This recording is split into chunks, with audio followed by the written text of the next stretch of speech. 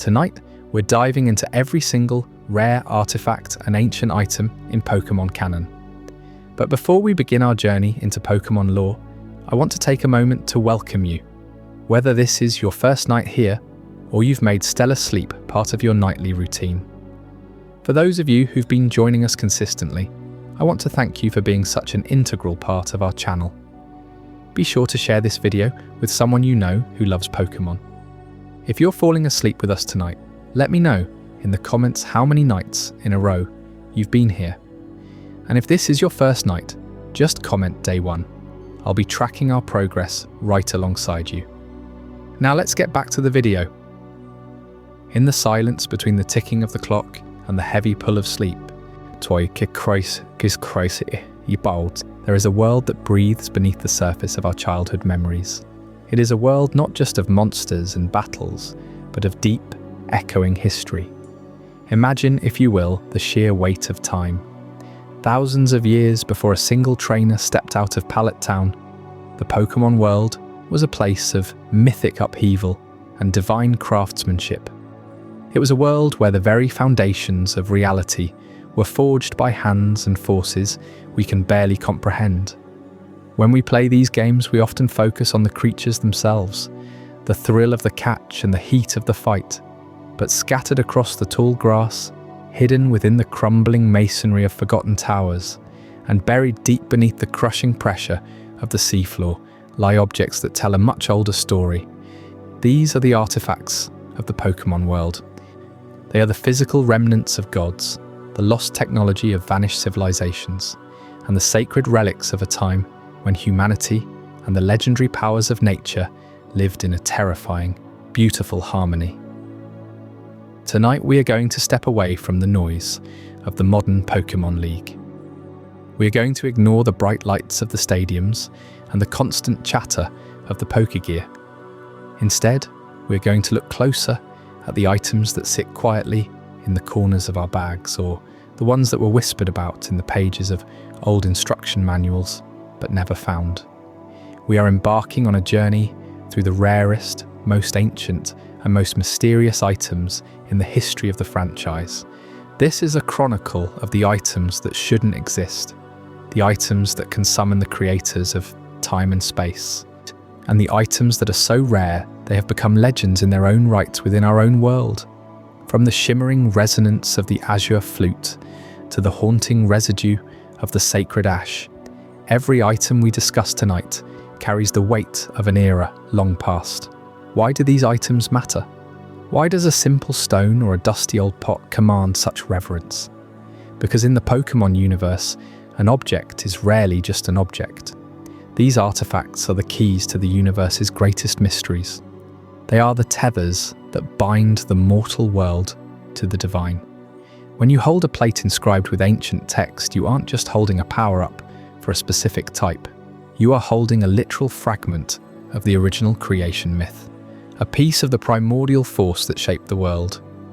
When you find a chipped piece of Tiwa in the forests of Kitakami, you are touching a lineage of folklore that stretches back through generations of families who feared and respected the spirits of the land. These items represent the stakes of the world itself. They are the reason villains like Cyrus or Ghetsis commit their lives to conquest. They are the manifestation of power that can rewrite the laws of physics, fuse souls together, or bring the dead back to life. To understand these artifacts is to understand the soul of Pokémon lore. But there is a mystery here that goes beyond the in-game descriptions. There is the mystery of the lost items, the items that were programmed into the code of our favourite games, but were never officially released, locked away by the developers behind a wall of digital silence. There are the items that require us to travel to real-world locations, e.g. to stand in a specific place at a specific time, just to receive a digital signal that unlocks a piece of history. And then there are the modern artifacts, the cards we hold in our hands, the secret rares, and the illustration cards that capture a single, fleeting moment in a Pokémon's life with such artistic beauty that they become relics of our own culture. We're going to explore how the rarity of a pixelated item in 1999 mirrors the feverish hunt for a gold-etched card in 2024. We are looking at the bridge between the digital and the physical, the ancient and the modern. As you settle in, let the room grow dark and let the glow of the screen be your only lantern. We're going to travel back to the Johto region to hear the ringing of the clear bell as it echoes off the Tin Tower. We will descend into the ruins of Sinnoh to decipher the silent language of the plates. We will witness the terrifying fusion of the Dragon of Truth and the Dragon of Ideals through the jagged edges of the DNA splicers. We will even look at the strange mundane items that carry a ghostly weight, like the old gâteau from the haunted chateau of Eterna Forest. This is not just a list of items, this is a deep dive into the archaeology of a world we all love. It is a meditation on the passage of time and the things we leave behind. Whether these items were meant to be found or were destined to remain hidden in the code, they all form a tapestry of a universe that is far older and far more complex than it appears on the surface. So breathe slowly. Let the stress of the day fade into the background. We are moving into the long grass of history. We are searching for the glitter of gold in the dust of the ages. We are uncovering the secrets of the azure flute, the mystery of the GS ball, and the silent power of the orbs. From the very first pixels of red and blue to the sprawling landscapes of the Paldea region, the story of Pokémon is written in its artifacts. It is a story of kings and queens, of cataclysms and rebirths, and of the enduring bond between humans and the extraordinary creatures that share their world. The journey is long, the lore is deep, and the treasures are waiting to be rediscovered. Let us begin our walk through the halls of Pokémon history, where every item tells a story, and every story is a piece of the greatest legend ever told. In the frozen spires of Johto's Tin Tower, where the wind whispers secrets of rebirth, the Pokémon world first grasped a fragment of its own divine origin, the sacred ash born from the eternal flames of Ho-Oh itself. You know the legends, those tales etched into the stones of ancient shrines. Ho-Oh, the rainbow-winged phoenix, guardian of purity, once perched atop the burning tower until flames consumed it all in a cataclysm of fire and shadow. From those ashes rose not just the bird reborn, but a power that trainers like you could hold. The sacred ash, a shimmering grey powder that defies death itself, reviving every fainted Pokémon in your party with a single touch. This wasn't some ordinary heal powder or max revive scraped from apothecary shelves. No, this was the genesis of items of power, tangible echoes of creation myths, where gods shed their essence for mortals to wield. Picture the moment in gold and silver. Those pioneering days of 1999, when you first scaled the Tin Tower's perilous heights. The air grows thick with smoke's memory. Ladders creak under your weight, and at the summit waits Ho-Oh, its feathers a cascade of crimson and gold, eyes piercing your soul to judge your heart. Defeat it, capture it, and there in its grasp lies the sacred ash, one per game, irreplaceable, a reward forged in legend. Game Freak didn't just hand you a trinket, they wove the fabric of Johto's cosmology into your inventory. Ho-Oh's ash carries the weight of the Phoenix cycle. Death, purification, renewal. Mirroring the world's own birth from chaos. Much like Arceus shattering the void with its 1,000 arms. Scattering plates that would one day let you command creation's wheel. This relic marks the pivot, the sacred threshold where Pokémon items shed their humble roots as mere potions and berries, evolving into artifacts pulsing with ancient history. Before Sacred Ash, your bag brimmed with revives brewed from common herbs, fleeting aids for the daily grind.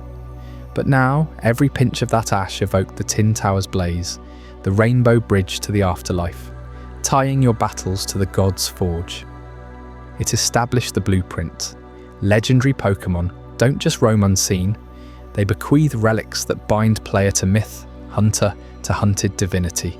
Fast forward mere heartbeats in gaming time, to ruby, sapphire and emerald in 2002 and 3, and the sacred ash endures. No longer a gift from Ho-Oh's wings, but a grueling trophy from the Battle Pyramid's shadowed depths. You grind against an AI that cheats the odds, and wave after wave in that endless gauntlet, until finally the ash spills forth. Ho-Oh's purifying essence, now a badge of your unyielding quest. Here, the relic deepens its lore, linking not just to one bird, but to Ho-Oh's eternal vigilance over Johto's purity, a thread pulling from Tin Tower embers to Hoenn's primal seas. These items of power became the world's hidden spine, foundations of myths, where creation wasn't abstract thunder from the heavens, but dust you could cradle in your palm. Think of how this sparked the cascade, the plates tumbling from the distortion world in diamond, pearl and platinum. 20 fragments of Arceus's body, each reshaping reality to flame, splash or dread. Or the coloured orbs, adamant for Dialga's steel time, lustrous for Palkia's pearl space, enhancing Sinnoh's creators, relics whispered by lake guardians in their trinity of knowledge. Sacred Ash cracked the seal. Suddenly every endgame hunt pulsed with forgotten eras, event-locked flutes summoning Dialga at the Hall of Origin, or clear bells tolling Ho-Oh's return in Heart Gold and Soul Silver. Even the desert winds of Hoenn carried the echo in Jin's bottles, corked vessels trapping wish-granting Jin like Cladol's ancient gaze, unearthed from pyramids that rivaled the Tin Tower's sanctity. Unova's dragons fused through DNA splicers, black and white Curems roaring from relic-born unions, while Kalos's dragonstones polished Gumi's lineage into serpentine eternity. Each one a descendant of that first ash, all rarity honed by single digs in Scarlet and Violet's Kitakami folklore, cracked pots for Sinistra's tea spirits, or fossilized birds clawing from Paldea's earth, evoking sky gods long crumbled to bone. And in the modern gleam of the Pokémon trading card game, these relics find new form as secret rares, ultra pulls that mirror the game's elusive hunts. Illustration rares capture Charmander's canyon dreams, blooming into Charizard's flight, textured like sacred ash on feathers. Special illustration rares plunge Squirtle to abyssal depths, rarer than a Tin Tower summit breeze. God packs spill full evolution lines, gold hyper rares glinting like Ho-Oh's hoard, pull rates as unforgiving as a 1 per game capture, sets like Black Bolt Horde 88 Secrets, Zekrom's lightning etched by masters like Tomokazu Komiya, in turning cardboard into contemporary mythology. From that inaugural grey powder, the Pokémon cosmos unfolded its vault of power. Artifacts not just held, but revered, each grain a spark of genesis that demands you chase deeper into the flames. But the embers of the Tin Tower still flicker, with untold whispers pulling you toward echoes of the Tin Tower, where Ho-Oh's full rebirth saga awaits to consume your dreams entirely. That sacred ash clutched in your hand after scaling the charred ruins of the Tin Tower carried whispers far older than gold and silver's pixelated skies. It wasn't merely a prize from taming the Rainbow Phoenix itself, but a fragment of Johto's eternal flame, born from catastrophe and resurrection. Picture the tower as it stood before the blaze, a slender spire piercing Ecratake's misty veil, its bronze bells tolling like heartbeats against the wind, summoning guardians of sea and sky. Ho-Oh, the majestic harbinger of joy and purity, perched atop those heights, its feathers shimmering in 7 radiant hues, a living bridge between the mortal world and the divine. Legends etched into ancient scrolls tell of a devastating fire that one fateful night consumed the tower's heart, claiming the lives of countless Pokémon within. From those smouldering timbers rose Ho-Oh, not in vengeance, but in mercy, scattering its sacred feathers like falling stars. Those feathers, light as hope and warm as dawn, healed the wounded and revived the fallen, turning despair into rebirth. The ash that remained, fine and luminous, held the essence of that miracle, a purifying force capable of cleansing any affliction, mending any wound, or even pulling souls back from the brink of defeat. In the games, this power manifests with almost holy simplicity. A pinch of sacred ash in your bag during battle scatters across your fainted team, restoring them all to fighting form. Statuses purged like sins absolved. But its true rarity in those early Johto adventures came tied to Ho-Oh alone, a one-time gift upon capture, forcing you to choose between the legend's freedom and this irreplaceable relic. Yet Game Freak didn't let the flame die there. They fanned it into something far more punishing in Emerald, embedding sacred ash deep within the battle pyramid's unforgiving labyrinth. Enter the Hoenn frontier, where the pyramid looms like a ziggurat of trials under a relentless sun. To claim sacred ash here, you don't chase legends across rooftops. You endure. You had challenged the Pyramid King after conquering 21 straight victories on the highest density level. Streak unbroken by loss or retreat, each floor twists your path through shadowed corridors, opponents scaling in ferocity, their teams optimized by an AI that borders on prescient, predicting switches, exploiting weaknesses with surgical precision. Players whispered of cheating back then. Levels inflated, movesets unnaturally perfect, items hoarded like forbidden knowledge. Hours blurred into days, controllers worn thin as you climb that golden pyramid icon. Density 21, demanding perfection against Pyramid Brandon's own arsenal of revived titans. One slip, a status ailment unchecked, a type mismatch foreseen, and your streak crumbles, resetting the agonizing count. Only atop that peak does the sacred ash materialize, a single vial of Ho-Oh's legacy, proving your mastery over fire's trial. Fewer than 1% of players ever touched it, a mechanical gauntlet mirroring the legend's ordeal, where purity demands sacrifice. This item embodies Johto's cycle of rebirth more profoundly than any other relic. Ho-Oh rises from its own ashes, just as the Tin Tower was rebuilt, bells ringing anew over Ekritique's fog-shrouded streets. Its flame endures, unquenched, linking the region's heart to the world's creation myths we explored last time, items of power that bridge gods and trainers. The ash purifies not just Pokémon, but the player's resolve, turning grueling hunts into pilgrimages. Feathers mend the broken, ash revives the lost.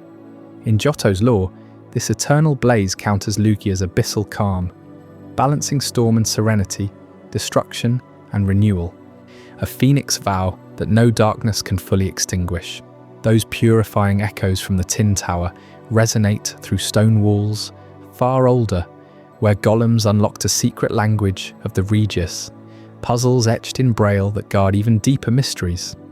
As the purifying flames of sacred ash fade from the battle pyramid's shadowed halls, Hoenn's mysteries pull us deeper into its sun-baked heart. There on Route 111, where the desert wind howls like a restless spirit, 3 crumbling ruins hunker beneath shifting sands, their entrances etched with a script no ordinary traveller could read. This is the secret language of the Regis, braille carved by hands from a primordial age, guarding tombs that hold titans of stone, ice and steel. You trudge through the blistering heat, mirages dancing on the horizon. Ain't until the first ruin emerges like a half-buried monolith. Dust clings to your skin as you approach the desert ruins, home to Regirock. The massive stone doors loom, pitted and weathered, inscribed with raised dots that form words in braille. Dig here. But it's no simple command. The message spirals inward, revealing the true puzzle. Press the 4 central dots on the floor in sequence, without stepping off the pressure plates. One wrong move, and the doors stay shut, the earth rumbling in warning. Succeed and the slab grinds open, with a thunderous groan, unleashing Regirock, its body a jagged fusion of boulders, animated by some ancient will. This golem, lore whispers, was sculpted by Regigigas itself, dragged across continents to anchor Hoenn's foundations, a living testament to creation's raw force. Further along the parched trail, the second ruin pierces the dunes, the island cave, shrouded in mist even under the relentless sun. Here the braille etches a chilling directive: right, right, down, down, then left, left, up, up. Navigate the labyrinth of glowing tiles mirroring the script's path exactly, and the chamber floods with otherworldly light. Regis awakens, its crystalline form gleaming like fractured glaciers, eyes igniting blue as it stirs from eons of slumber. Legends speak of it freezing entire seas to halt cataclysmic floods, a guardian forged in polar voids and hauled south by its colossal progenitor. Feel the sudden chill seep through the desert air, a reminder that Hoen's guardians bend the elements to their unbreakable purpose. The third seal demands even greater patience, tucked in the ancient tomb, where shadows pool like ink. Braille commands: keep quiet and listen close. Stand motionless, holding the B button, as 2 minutes tick by in utter silence, the time it takes for the sun to cross twice its span, as the ancients measured. The walls tremble, doors parting to reveal registeel, its metallic hide impervious to blade or flame, forged in the planet's molten core and tempered by Regigigas's unyielding grip. These puzzles aren't mere locks, they're trials echoing the golem's law, tests of stillness, precision, and respect for the Earth's fury. In Emerald, Registeel's tomb adds one final layer. You must bring Regirock and Regise in your party, their presence the key artifact that proves your worth, binding the trio as they were in antiquity. These braille inscriptions form the backbone of the Regis hidden tongue, a code born from a civilization that communed with legends long before trainers roamed. Scribes of that era, perhaps priests of Regigigas, etched warnings into stone, ensuring only the enlightened could rouse the golems. Fail the riddles, and you're left with echoes of grinding rock and howling wind. Succeed, and you claim not just Pokémon, but fragments of Hoen's cataclysmic past, when Regigigas towed the continents, and its children enforced balance with devastating might. Yet for every trainer who deciphered those desert scripts, a rarer treasure slipped through the cracks of history: the Regidolls. These aren't battlefield allies or puzzle keys, but intimate effigies, miniature stone, ice, and steel likenesses of the golems, crafted for secret bases as haunting decor. Place a Regirock doll in your hidden lair, and it squats there. I'm unblinking, a pebble-armoured sentinel. The Registoll shimmers with faux frost, while Registeel gleams like polished iron, each one a perfect scale model, down to the dotted eyes and rune-etched limbs. Their story is one of exclusivity and oblivion. In the third generation, Ruby, Sapphire, and Emerald, these dolls debuted solely through Japan's e-reader, a clunky peripheral for the Game Boy Advance that scanned special e-cards distributed at events and magazines. Scan the Regirock e-card and it beamed the doll straight into your save file, a digital relic from Nintendo's homeland. No Western release ever materialized. American and European players chased shadows, trading with Japanese carts or resorting to mixing records from imported saves. By the time remakes rolled around in Omega Ruby and Alpha Sapphire, the dolls vanished entirely, unported from their e-reader prison, leaving them as the rarest in-game curios of Hoen's era. Imagine the frenzy in Tokyo arcades and Pokémon centers, queues forming for those fleeting e-cards, each scan unlocking a piece of golem lore for your personal sanctuary. Western fans pieced together workarounds, ferrying dolls across oceans via link cables, but the dolls themselves carried an aura of the forbidden, artifacts of a parallel Pokémon world. Lore ties them to ancient rituals, where villagers crafted such effigies not for play, but as totems. Placed at village thresholds, they warned of the golem's wrath. Regirock could shatter mountains, Regise entomb armies in eternal winter, Registeel pierce any fortress. These dolls in the ancients' eyes were seals and omens, miniature harbingers reminding mortals of the devastation unbound power invites. Hold one in your secret base, and it stares back. A silent prophecy. The stone doll's rough texture evokes landslides burying cities. The ice, once perpetual melt, evokes frozen wastelands claiming the unwary. The steel effigy's unyielding shine foreshadows sieges crushed under metallic heels. They weren't toys, they were cautions, echoes of Regigigas' rampage that scarred the continents, a divine tantrum that birthed guardians, too mighty for human hands. Trainers who hoarded them in Japan treated them as badges of devotion, lining bases with the trio like a forbidden shrine. Today, in emulator vaults and hacked collections, the Regidolls persist as ghosts of distribution long past. Their e-reader origins a testament to Pokémon's fragmented history. They bridge gameplay whimsy with lore's abyss, proving even in a child's game, ancient warnings endure, but the sands of Hoenn whisper of greater enigmas still buried deep. Up next, Chapter 4, The Djinn and the Desert Sands, where a sealed bottle unleashes wishes twisted by the void. Deep within the sun-scorched expanse of Hoenn's root, 111 Desert, where the braille-etched walls of ancient ruins whispered secrets to awaken the colossal Regis guardians. The sands hold one more enigma, half forgotten and perilously elusive. You've brushed away the dust from stone tablets to stir Regirock, Regis, and Registeel from their millennial slumber, but venture further into the heart of those endless dunes, past the crumbling pillars and skeletal cacti, and you'll unearth a relic that doesn't demand puzzles to unlock its power. Yeah, it beckons with a promise far more seductive than brute strength or frozen might.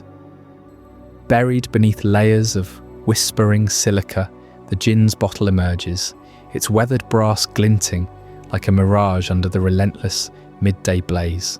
Picture yourself there, sweat stinging your eyes as your Pokemon's paws sift through the grit. The bottle isn't some ornate lamp from a fairy tale. It's a squat, unassuming vessel, etched with arcane spirals that seem to shift when you tilt it toward the light. In the lore of Hoenn, this artifact ties directly to the region's veiled underbelly of myth, a tapestry woven from the threads of civilizations long erased by time and tide.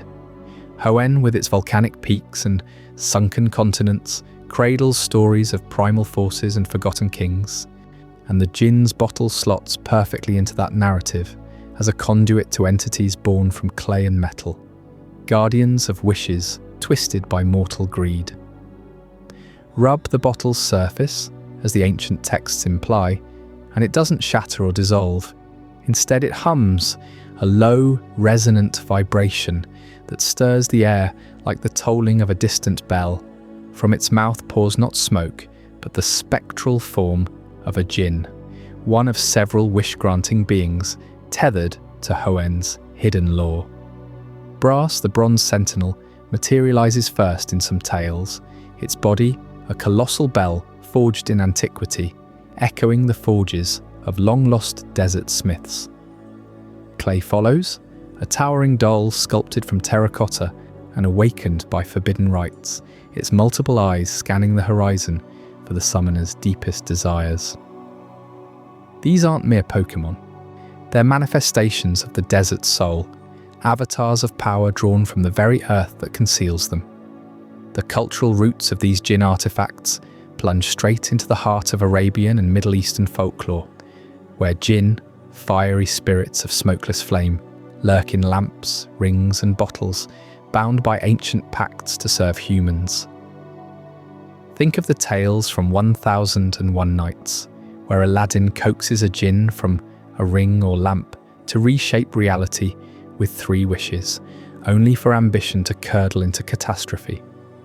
Pokemon's designers, steeped in global mythologies, mirrored this for Hoenn's desert dwellers.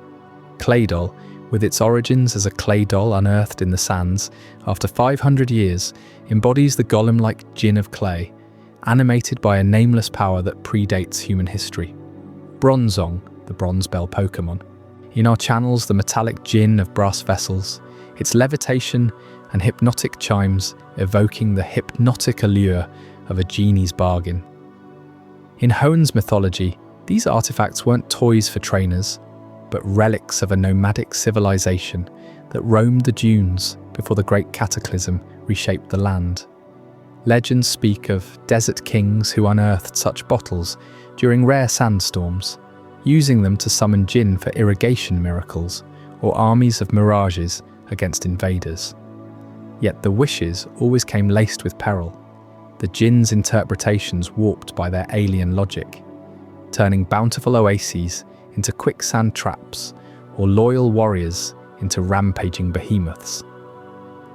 The jinn's bottle, then, becomes a bridge between Hoenn's primal reversion slates, those crystalline echoes of Kyogre and Gruden, and the more personal, treacherous magic of individual summonings. It's no coincidence that these jinn Pokémon dwell near the desert ruins. Claydol puzzles guard Reggie doors, while Bronzong tolls in towers mimicking the bottle's chime. But the true poetry of the jinn's bottle lies in the desert itself, those shifting sands that swallow whole cities overnight. Each gust reshapes the dunes, burying pyramids one season and exhuming them the next, a relentless metaphor for the fragility of ancient knowledge. What the winds conceal today, they might reveal tomorrow, only to claim it again. Hoenn's lore paints this as the work of subtle forces, perhaps the lake guardian's distant influence, or the whims of a buried deity, mirroring how civilizations rise on forgotten wisdom, only to crumble under its weight. The ragey puzzles demanded intellect to pierce the veil. Yeah, the jinn's bottle tests the heart, offering wishes that expose the summoner's flaws. Trainers who chase it in the games face not just rarity, tied to event distributions or elusive mirage tower collapses, but the philosophical quandary. What would you wish for in a world where power devours the unwary? Delve deeper into the bottle's etchings under moonlight, and faint scripts emerge, predating even the braille of the Regis. Scholars in the Pokémon world theorize they chronicle a cataclysm where jinn turned on their masters, sealing themselves away to prevent further havoc. Brass and clay, immortal wanderers, patrol the wastes still, their summons a double-edged blade that amplifies strength but risks backlash.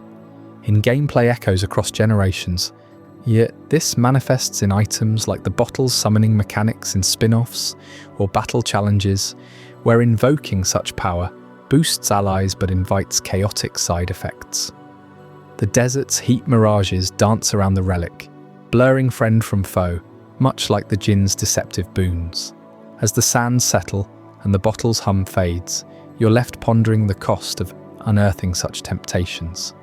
Hoenn's myths warn that true power isn't seized but earned through restraint, a lesson the dunes etch into every traveller's path. And yet, the allure persists, pulling you toward horizons where other artifacts await their own revelations. That pull grows stronger still when we reach Chapter 5, the Azure Flute and the Hall of Origin, where a single melody might summon the architect of time itself. What haunting notes could bend creation to your will?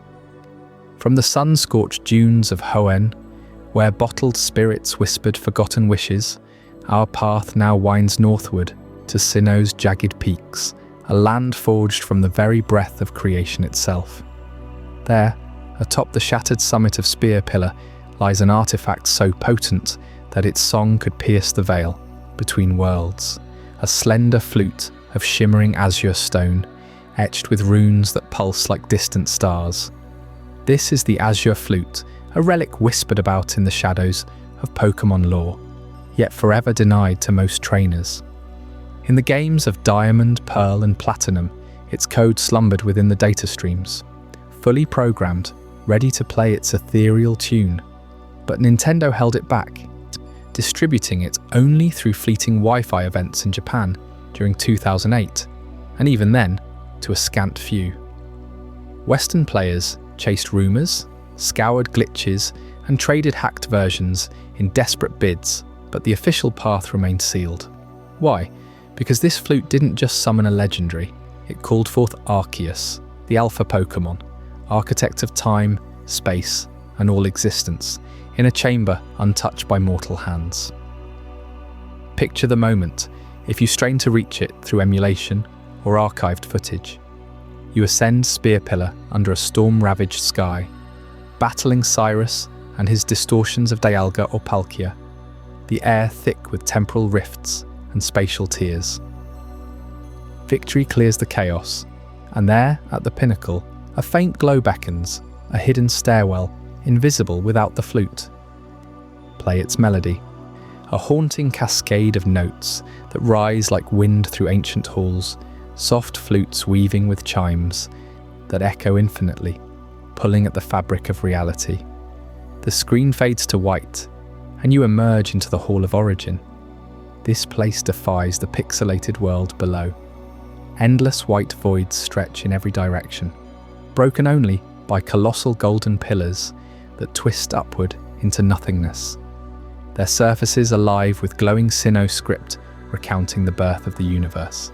Particles of light drift like snow in a dream, and the floor hums beneath your feet, a subtle vibration syncing with your heartbeat. No enemies lurk here, no items to hoard, just serenity, broken by Arceus materializing in a blaze of golden rings, its body a wheel of pure creation energy. You toss your Master Ball, and it yields. But the true prize is witnessing the throne room of the divine. The hall's allure stems from its utter inaccessibility, a ghost in the machine that taunts with half-remembered glory. Later games like Brilliant Diamond and Shining Pearl teased it again, restoring the flute's data but locking it behind Nintendo Switch events that never fully materialized for all. Legends? Arceus on Switch finally opened the doors wide, letting players warp there freely after collecting plates. Yet even then, the flute's absence leaves a void. Fans revere it as the pinnacle of lost content, a location so atmospheric it feels ripped from a higher plane, its minimalist design evoking Buddhist mandalas or Platonic ideals where form meets the infinite. That melody, though, it's the true bridge. Composed to mimic ancient shamisen strains blended with Gregorian chants, it starts low, a single breathy note swelling into harmonies that resonates in your chest. Players who heard it through glitches describe chills as if the game itself awakened. In Sinnoh myth, handed down by the Lake Guardians, Uxie of knowledge, Mesprit of emotion, Azelf of will, the flute channeled the original song Arceus hummed to birth, Dialga's ticking clocks, Palkia's folding dimensions, and Giratina's shadowed exile. Blow it, and you don't just summon, you align with the Genesis pulse, mortal lips echoing the creator's voice. Explorers of data miners peeled back layers in 2006, confirming the flute's full sprite, sound file, and warp code, buried alongside unused animations of Arceus fleeing in rage, if disturbed prematurely. In fan theories swirl, was it withheld to preserve Arceus's mystique, avoiding overexposure before movie tie-ins? Or did its power risk crashing unstable diamond carts, as some event reports hinted at Freeze's mid-melody? Whatever the truth, the Azure Flute embodies Pokemon's tease of the divine, offering a glimpse then yanking it away, leaving the hall as a revered phantom, the franchise's most sacred dead end. Venturing deeper into Sinnoh's arsenal of creation relics brings us to artifacts that Arceus itself wielded in the dawn of time. 17 plates, scattered across dimensions, tablets that shift the god's form and unleash primal forces, waiting in the hall's shadows and the distortion world's abyss. But their full story, etched in stone from the universe's forge, unfolds next in tablets of creation. The 17 plates, where one shard could rewrite reality itself, as the haunting notes of the Azure Flute fade into the ethereal heights of the Hall of Origin. You stand before Arceus itself, the alpha Pokémon, architect of all existence. But even this creator god, born from a cosmic egg in the chaos before time, cannot unleash its full potential without the ancient tools that define its essence. Those tools are the tablets of creation, forged as the 17 plates, shattered remnants of the universe's very foundation. These plates aren't mere trinkets or power amplifiers handed down by forgotten priests. They are literal fragments of the original architecture that birthed the Pokémon world. Picture the dawn of everything, a swirling void where raw energy coalesced into matter, where the laws of reality first took shape. Arceus, emerging from its primordial egg, shattered the cosmic structure around it to weave the stars, the seas, and the skies. Those broken pieces didn't vanish into nothingness. They endured as the 17 plates, each one a jagged shard, pulsing with the primal force of an element, flame plates scorching with the heat of newborn suns, splash plate rippling like the first oceans crashing into being, mind plate humming with the thoughts that sparked life itself. Scattered across Sinnoh after a cataclysmic event, these plates tumbled from the heavens, embedding themselves in sacred ruins, hidden temples, and the twisted depths of the distortion world. Legends whisper that they fell during the Great Unraveling when Arceus retreated to slumber, leaving its creations to fend against encroaching chaos. Explorers in the games of Generation 4 stumble upon them one by one, tucked away in the spear pillars' crumbling altars, buried beneath Mount Coronet snows, or clutched by wild Pokémon in remote corners of the region. Each discovery feels like unearthing a piece of the Big Bang, a tangible link to the moment when nothingness became everything. What makes these fragments so profound is how they empower Arceus to transcend the rigid boundaries of elemental limitation. Alone, Arceus embodies the normal type, a blank canvas of pure potential. But slot a plate into its grasp and it transforms, becoming Flame Arceus, its body wreathed in infernal judgment plate, or Sky Arceus, soaring on gales that mimic the Milky Way's spiral arms. There are 17 in total, one for each foundational type, known in Sinnoh's era: Flame, Splash, Zap, Meadow, Icicle, Fist, Toxic, Earth, Sky, Mind, Insect, Stone, Spooky, Draco, Dread, Iron, and the enigmatic Blank Plate, a void that echoes Arceus' origin. This isn't just type changing for battle's sake, it's a mirroring of the cosmos itself. Each plate channels the universe's infinite diversity, allowing Arceus to embody any force it once commanded during creation.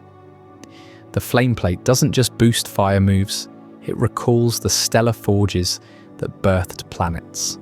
The Draco Plate evokes the serpentine dragons that Arceus tamed to guard time and space. Wielding them, Arceus becomes a living pantheon, a god who shifts forms to reflect the ever-changing tapestry of reality. In the lore, this transcendence ties directly to Sinnoh's creation myth. Arceus didn't create in isolation. It shattered its own form into Dialga for time, Palkia for space, Iran Giratina for antimatter, then forged the plates from the debris to reclaim its wholeness.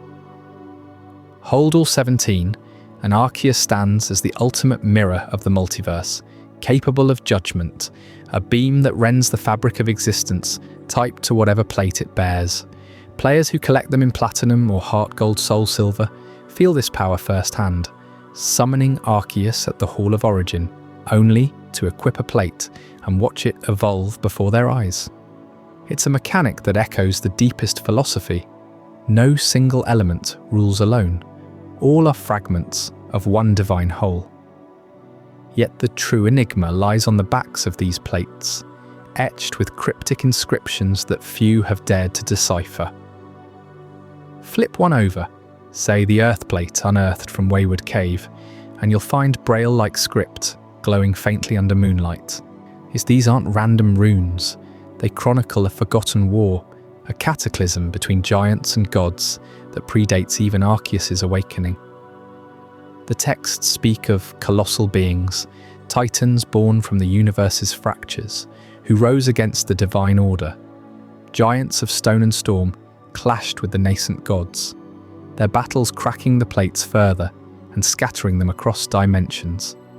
One inscription on the spooky plate warns of shadows that hunger in the distortion, hinting at Giratina's banishment as punishment for siding with the rebels.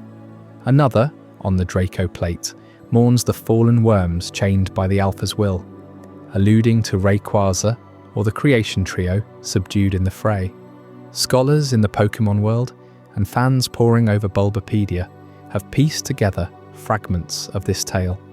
The Toxic Plate bears a lament for poisoned realms where giants ichor seeped into the earth, birthing venomous legions.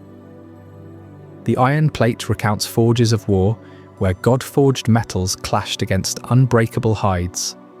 These inscriptions aren't just backstory, they're warnings. They suggest the plates hold memories of instability, volatile energies that could unravel creation if reunited improperly.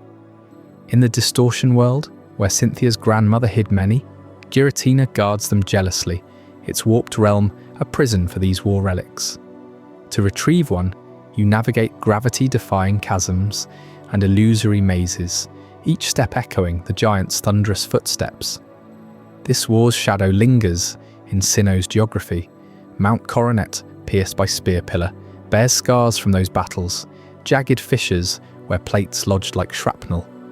The send-off springs, fog-shrouded waters conceal the splash plate, stirred by spectral waves from drowned titans. Even the game's endgame quests demand reverence. Defeat Heatran in Stark Mountain for the Flame Plate, proving your worth against a guardian forged in that ancient forge. Collecting all 17 isn't a checklist, it's a pilgrimage, reassembling the universe's blueprint while glimpsing the hubris that nearly destroyed it.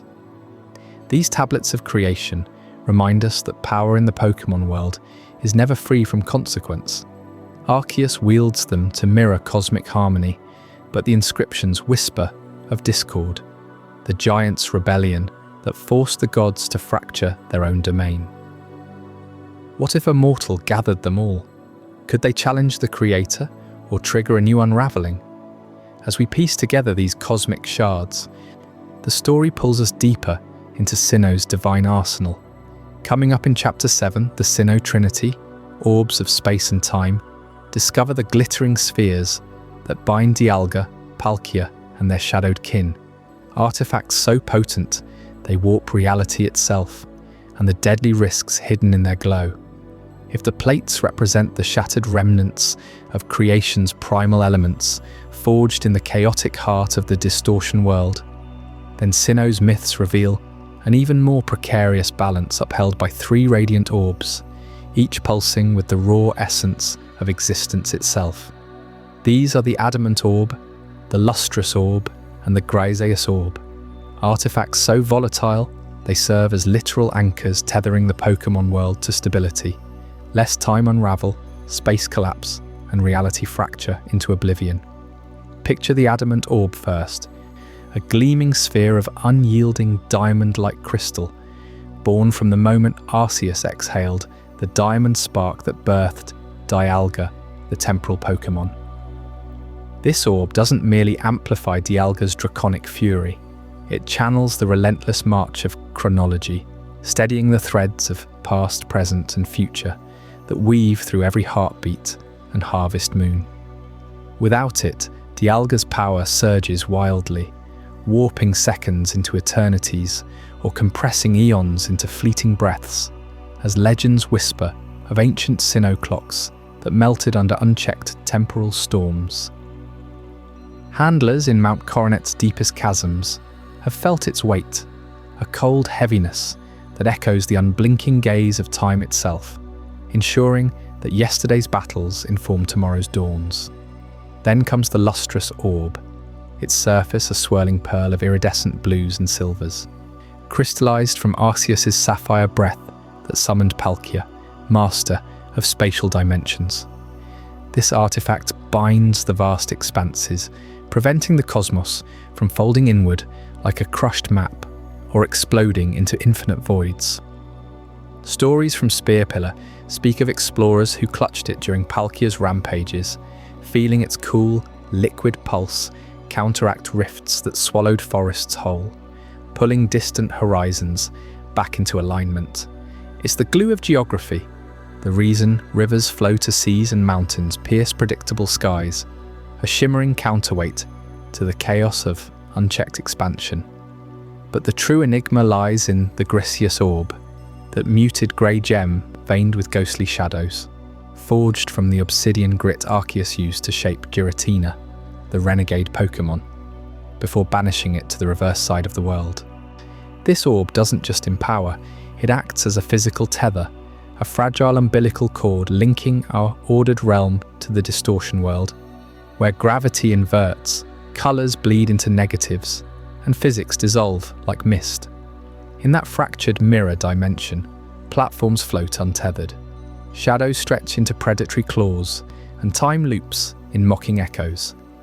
Yet the Griseous orb, held aloft, stabilizes Giratina's antimatter form, allowing brief incursions without unraveling the veil. Legends from Turnback Cave describe it humming with suppressed screams, a barrier that keeps the outlaw dragon's wrath from spilling over, preserving the delicate equilibrium where matter meets its forbidden twin. What binds these orbs to endurance, preventing their cataclysmic overload? The answer hides in the serene waters of Sinnoh's three sacred lakes, guarded by Uxie, Mesprit, and Azself, the lake trio, embodiments of knowledge, emotion, and willpower. These psychic sentinels don't craft the orbs, they imbue them with stabilizing wisdom. Their collective consciousness, a psychic lattice that tempers the artifact's fury. Uxie's boundless intellect etches temporal equations into the adamant orb, calculating infinities to halt paradoxes. Mesprit's emotive currents soothe the lustrous orb's spatial frenzy, infusing harmony where voids threaten discord. And Azzelf's iron will reinforces the Griseous orb, a defiant anchor against the distortion world's entropic pull. Ancient Sinnoh tablets, etched near Lake Valor, recount how the Guardians converge during creation's dawn, their minds merging in a luminous triad to encode the orbs with resonant frequencies, ensuring Dialga, Palkia, and Giratina could embody their domains without dooming the world to collapse. This trinity forms the Sinnoh mythos core, space, time, and the antimatter shadow that defines their boundaries. In the games, these orbs appear as exalted relics, boosting their wielder's signature moves by 50%. Dialga's Roar of Time rends chronology, Palkia's spatial rend slices dimensions, Giratina's shadow force phases through non-existence, yet their lore elevates them beyond battle tools. They are the stakes pinning reality's tapestry, retrieved from shattered ruins in Platinum's post-game odyssey or event whispers, rarities that demand communion with the lake's spirits. Whispered among Celestic Town elders, the orbs once drifted freely, causing cataclysms until the Lake Guardians intervened. Their knowledge a psychic salve that turned peril into purpose.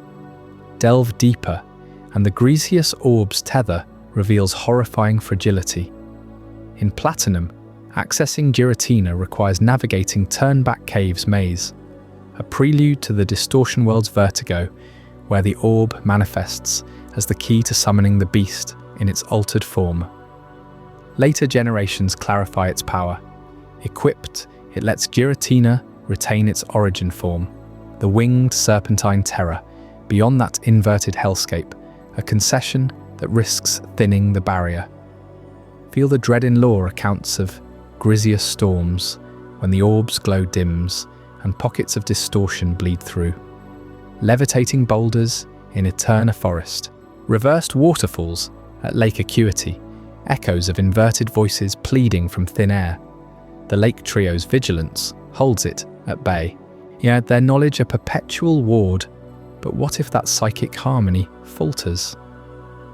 These orbs embody Sinnoh's precarious cosmology, where creation's architects demand eternal vigilance. Dialga's diamond pulse, Palkia's pearl expanse, Giratina's grey abyss. Together, stabilized by the Guardian's triad, they forge the arena for all Pokémon existence. Yet even as these anchors gleam in myth, Sinnoh harbours subtler hauntings, spectral whispers from overgrown estates where forgotten banquets turn to dust and shadows mimic the living. Tune in next for Chapter 8, Ghosts of the Old Chateau, where we unearth the chilling relics of a manor that devours its visitors whole, and one elusive pastry holds the key to piercing its eternal night. While the late guardians whispered secrets of space, time, and antimatter to those worthy enough to listen, Sinnoh held darker corners where knowledge turned to silence and the air grew thick with unspoken regrets. Deep in the shadowed heart of Eterna Forest, where moss-deep trees twist like forgotten fingers toward a perpetually overcast sky, stands the old chateau, a crumbling mansion that locals swear still breathes. You approach it at dusk, the forest path crunching underfoot with fallen leaves that seem to hush your steps. Vines choke the wrought iron gates, rusted into eternal half-open poses, as if inviting you while begging you to turn back. Push through, and the air shifts, cooler, heavier, laced with the faint rot of damp stone, and something sweeter, almost cloying. Inside, the grand foyer yawns empty, chandeliers dangling like skeletal spiders, dust motes swirling in faint shafts of twilight, furniture shrouded in tattered sheets, portraits on the walls, with eyes that follow your every move. These are the hallmarks of abandonment, but it's the ghosts that truly own this place now.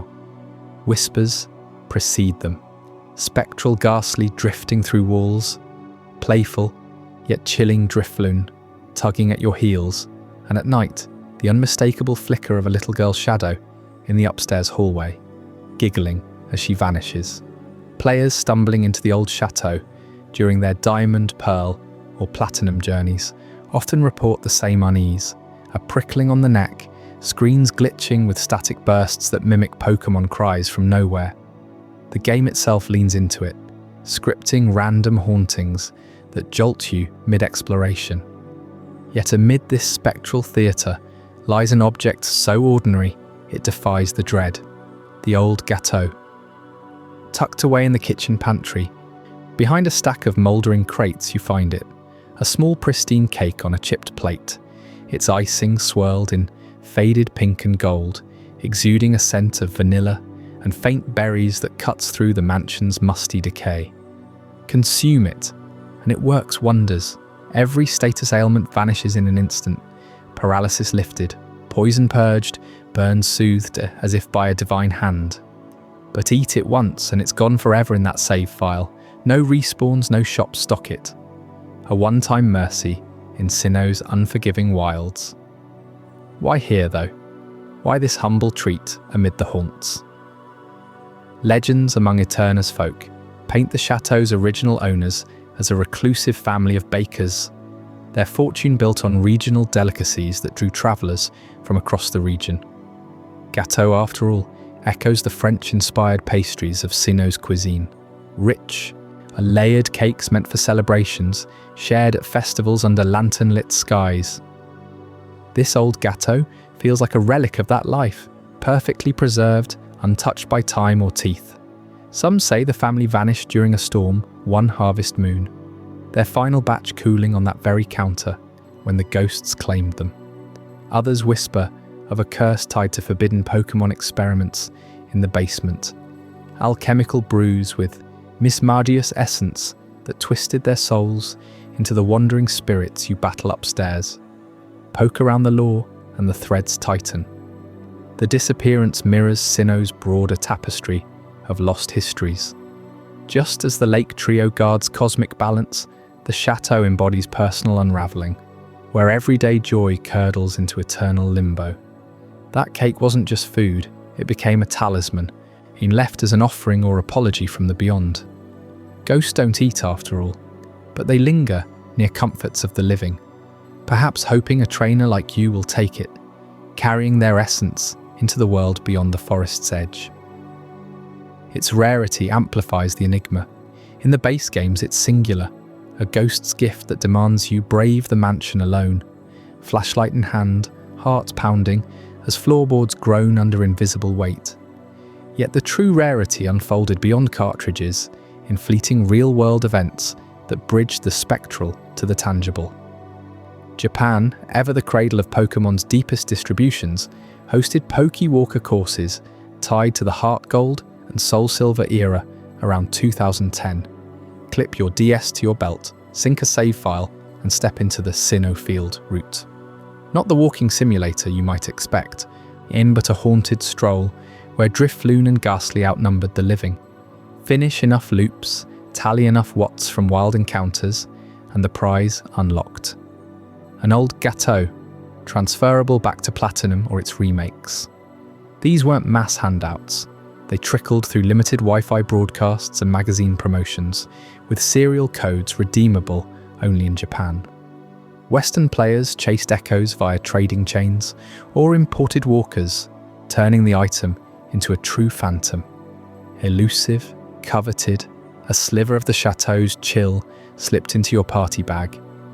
Imagine syncing that data, the screen flickering as the cake materializes, carrying faint digital ectoplasm from Eterna's gloom into your modern Sinnoh squad.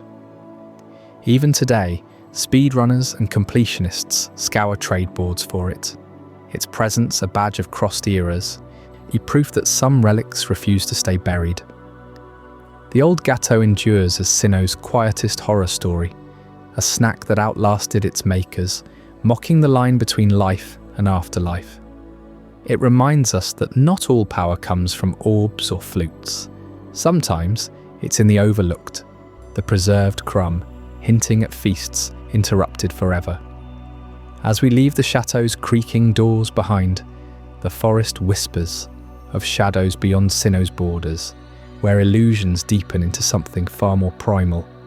That primal darkness awaits in our next chapter, the Dark Stone and the Shadow of Unova, where a single rock births legends from the void, and you'll wonder what illusions truly hide in the light.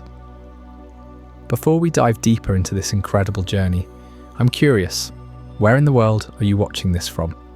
Drop a comment below and let our global community know. And if you're finding this as mind-blowing as I am, hit that like button to help more people discover this story. As the dust settles in Sinnoh's old chateau, where the old Gateau lingers like a ghost's last supper amid tales of vanished souls, our journey carries us eastward, across restless oceans to Unova, a land forged from ambition and division, where the shadows themselves hold the weight of a broken legend. In the ancient heart of Unova, two brothers once stood as twin heroes, bound by blood and a shared vision to illuminate the world. They dreamed of a kingdom rising from unity, guided by a colossal great dragon whose scales gleamed like polished obsidian under stormlit skies. This beast was no mere Pokémon. It embodied the raw pulse of creation itself. Its wings stirring tempests, its roar echoing the birth of ideals and truths intertwined. Together, the brothers wielded its power, carving prosperity from wilderness. Their rule, a beacon that drew wanderers from distant horizons. Yet ambition, that quiet serpent, coiled tighter with each victory.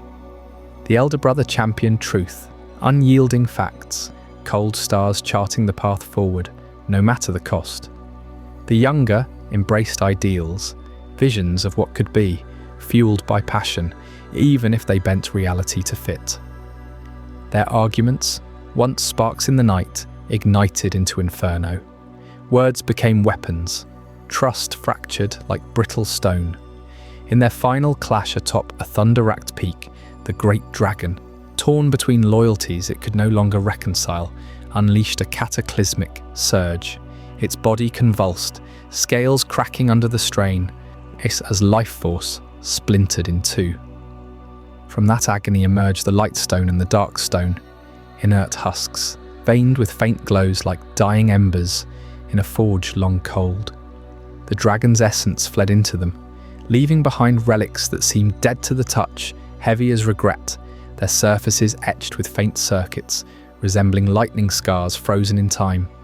Scattered across Unova's rugged wilds, these stones lay dormant for centuries, buried in caves where echoes of thunder still rumbled through the earth, waiting. No hand could stir them. They repelled the unworthy, pulsing subtly, only in the presence of a soul aligned with their buried will, a visual testament to their limbo state. Dark voids, occasionally flickering with arcs of suppressed electricity, like a heart beating in suspended animation. The dark stone in particular encradles the shadow of Zekrom, the embodiment of ideals that the younger hero once championed. Black as the void between thunderheads, it hums with the promise of relentless pursuit. Not truth's rigid scaffold, but the fiery conviction to reshape the world through sheer belief. Legends whisper of seekers who unearthed it from Twist Mountain's labyrinthine depths, where geothermal vents hiss like the dragon's dying breath, and stalactites drip with mineralized tears. Held aloft by one whose heart burns with unyielding purpose, the stone awakens, crackling to life as Zekrom erupts forth, turbines whirring, tail a turbine of black lightning that scorches the air with ozone tang. Yet awaken it prematurely, without that core alignment, and it remains a lifeless weight, mocking the bearer's frailty. These stones aren't mere trinkets of power, they're Unova's scarred memory, artifacts that demand moral reckoning. Explorers in black and white speak of their eerie allure, how the dark stone, nestled in inventory shadows, occasionally sparks against cloth, as if testing its keeper's resolve during long treks through Chargestone Cave's magnetic gales. Visual cues abound in the lore. Animations depict them as matte orbs, unresponsive until heroism ignites their core, electrical veins blooming like storm maps across their surface. They pulse faintly in cutscenes, a dormant storm begging release, underscoring their tragedy. The great dragon's sacrifice, forever split, its wholeness lost to human folly. Unova's people revered these relics as omens, hiding them in remote shrines where priests chanted invocations under perpetual twilight. Folklore paints scenes of failed awakenings, arrogant warlords clutching the dark stone on blackened altars, only for it to crumble to inert dust in their grasp. Electrical afterimages searing retinas like false lightning. True heroes, though, those with ideals forged in trial, feel it stir, a warmth spreading from palm to chest, sinking heartbeats to thunderous rhythm. N imbues his quest with this very shadow, his plasma ideals echoing the stone's call, yet even he grapples with its judgmental silence until destiny intervenes. This vessel of Zekrom's thunderous philosophy lingers in modern hunts too, a rare find amid Unova's endgame shadows, its lore tying directly to the region's fractured identity. Players who scale Dragon Spiral Tower under Aurora-veiled nights know the thrill. The stone's weight in hand, its subtle vibrations hinting at storms unborn.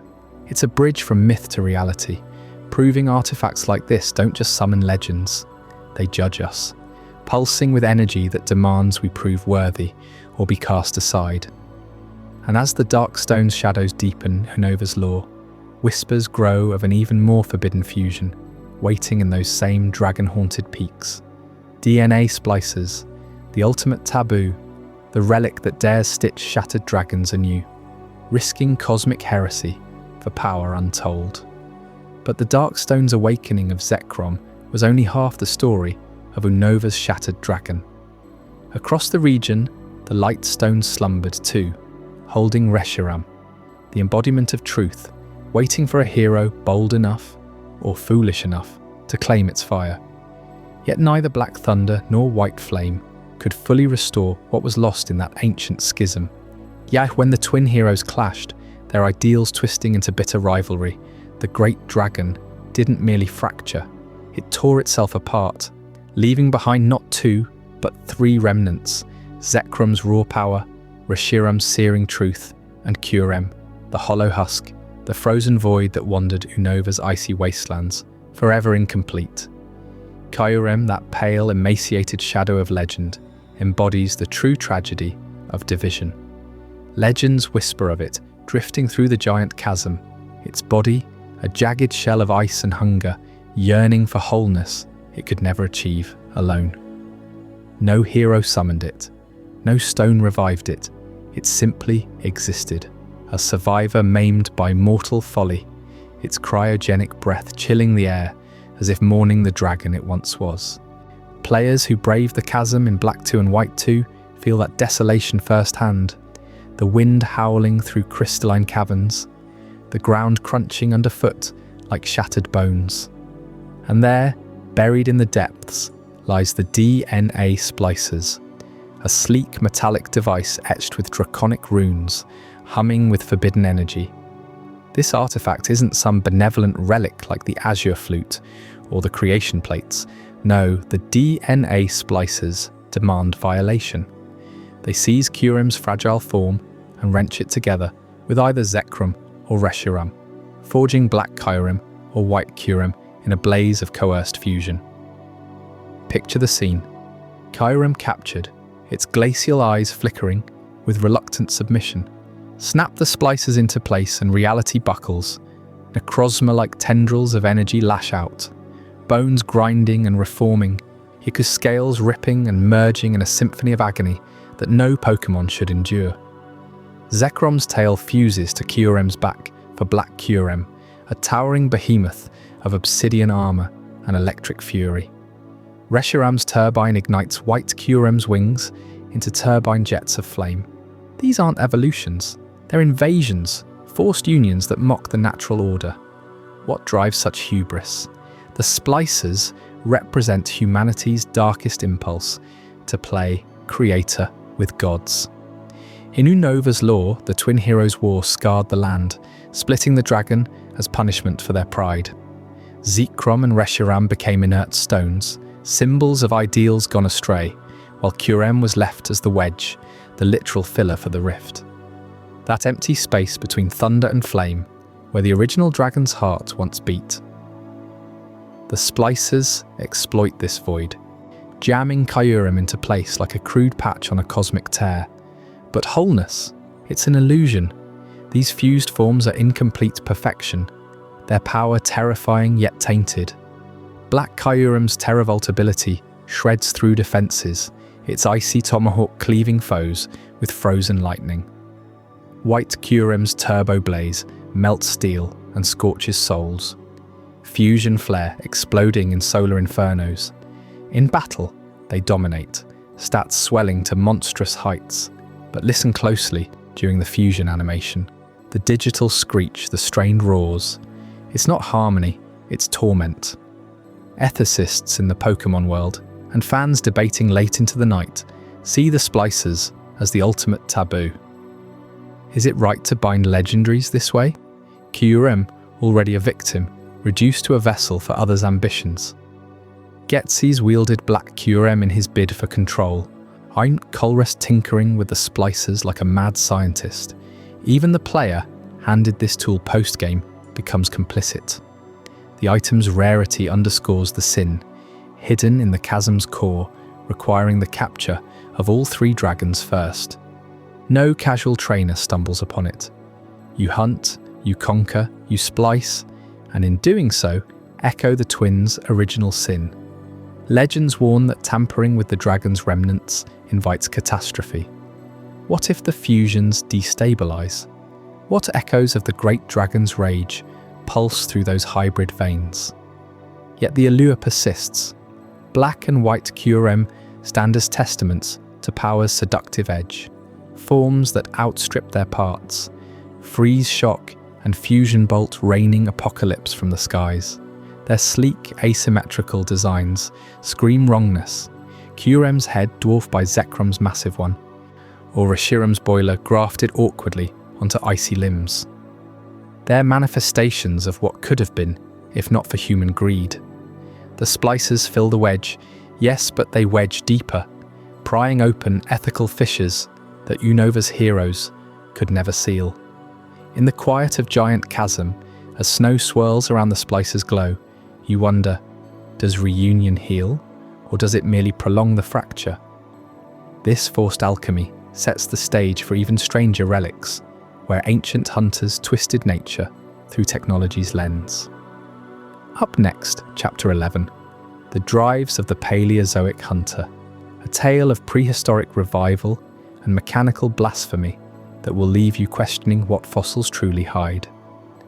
While the DNA splices twisted living legends into unholy hybrids to bridge the void of Unova's shattered dragon, Team Plasma pursued a far more audacious resurrection, one that yanked a relic from the dawn of life itself.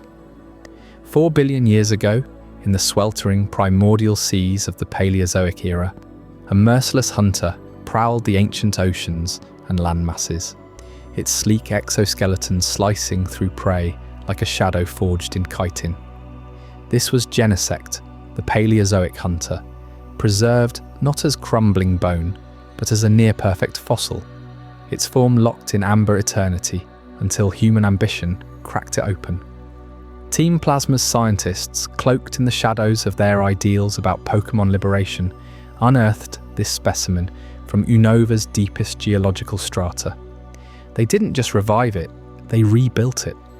Infusing the ancient bug's biology with cutting-edge cybernetics, they grafted a massive cannon onto its back, a gleaming fusion of fossilized shell and pulsating machinery. This wasn't mere restoration, it was evolution hijacked, ancient instincts amplified by circuits humming with forbidden power. The result? Technoblast, a beam of raw, adaptable energy that erupts from the cannon like bottled cataclysm, shifting forms to exploit any weakness. But the true genius, and the chilling irony, lies in the drives. These 4 high-tech artifacts, sleek cartridges no larger than a Pokeball, slot directly into Genesect's cannon, reprogramming its Technoblast to channel elemental fury. The burn drive ignites the beam with scorching plasma, turning it into a fire-type inferno that rivals the molten breath of Heatran itself, melting steel and charring earth in a haze of acrid smoke. Slip in the chill drive, and the air crackles with sub-zero fractals, de-unleashing an ice-type barrage that flash-freezes rivers into jagged mirrors, evoking the glacial dominion of Regisi as frostbite creeps across the battlefield. Then there's the Douse drive, flooding the cannon with pressurized torrents, transforming Technoblast into a water-type deluge that crashes like Kyogre's tidal wrath, eroding stone and drowning flames in relentless cascades. And the Shock drive, pure electric mayhem, crackling with plasma arcs that leap like Zapdos unchained, paralyzing nerves and short-circuiting machines in a storm of ozone-scented lightning. Each drive overrides the default bug-type pulse, bending Genesect's primal aggression to mimic the godlike elements wielded by legendaries across the ages. Picture the labs where this unholy synergy was born.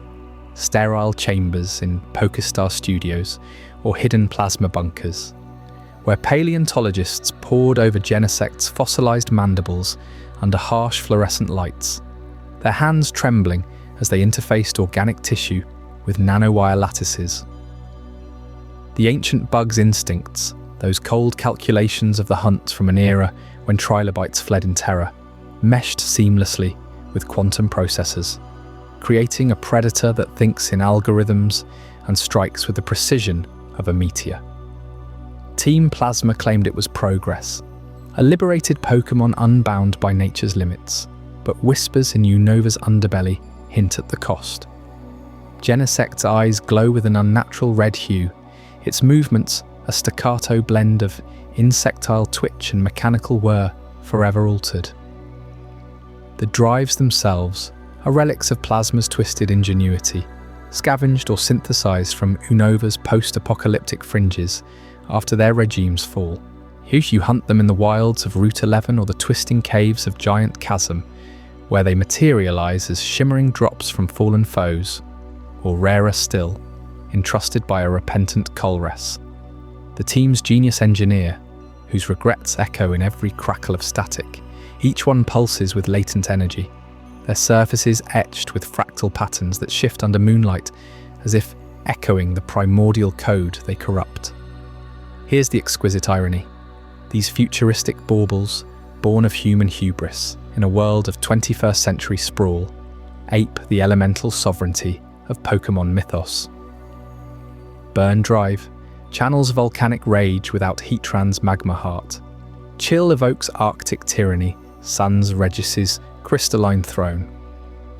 Team Plasma drape their tech in the robes of divinity, using silicon and alloy to counterfeit the primal forces once reserved for creation's architects. Genesect, once a simple apex from the carboniferous swamps, where ferns towered like skyscrapers and dragonflies droned with wingspans of scythes, now wields powers that humble gods, a Paleozoic ghost haunting the machine age. Yet this resurrection stirs deeper questions in Unova's lore. Genesect's Technoblast leaves scars on the land, ionized craters steaming under stormy skies as if the Earth remembers the imbalance. Plasma's leaders, from Ghetsis' venomous gaze to En's fractured empathy, saw in this hunter a symbol of dominance over nature. But activate a drive mid-battle, and you feel the dissonance. The cannon whines with overcharge, Genesect's shell fissures faintly under strain. A reminder that ancient biology bows uneasily to futuristic tyranny. As we trace these threads of revival and reinvention, the story pulls us toward Kalos and the Stones of the Dragon, where relics from a bygone draconic age whisper secrets of ascension that might just eclipse even Genesect's engineered apocalypse. From the cold fusion of prehistoric genes and modern machinery in Unova, our path now winds through the elegant spires and shadowed groves of Kalos, where relics of pure draconic essence lie buried, untouched by any scientist's hand. These are the Dragon Stones, fragments of a forgotten epoch when dragons ruled the skies and serpents coiled through the earth.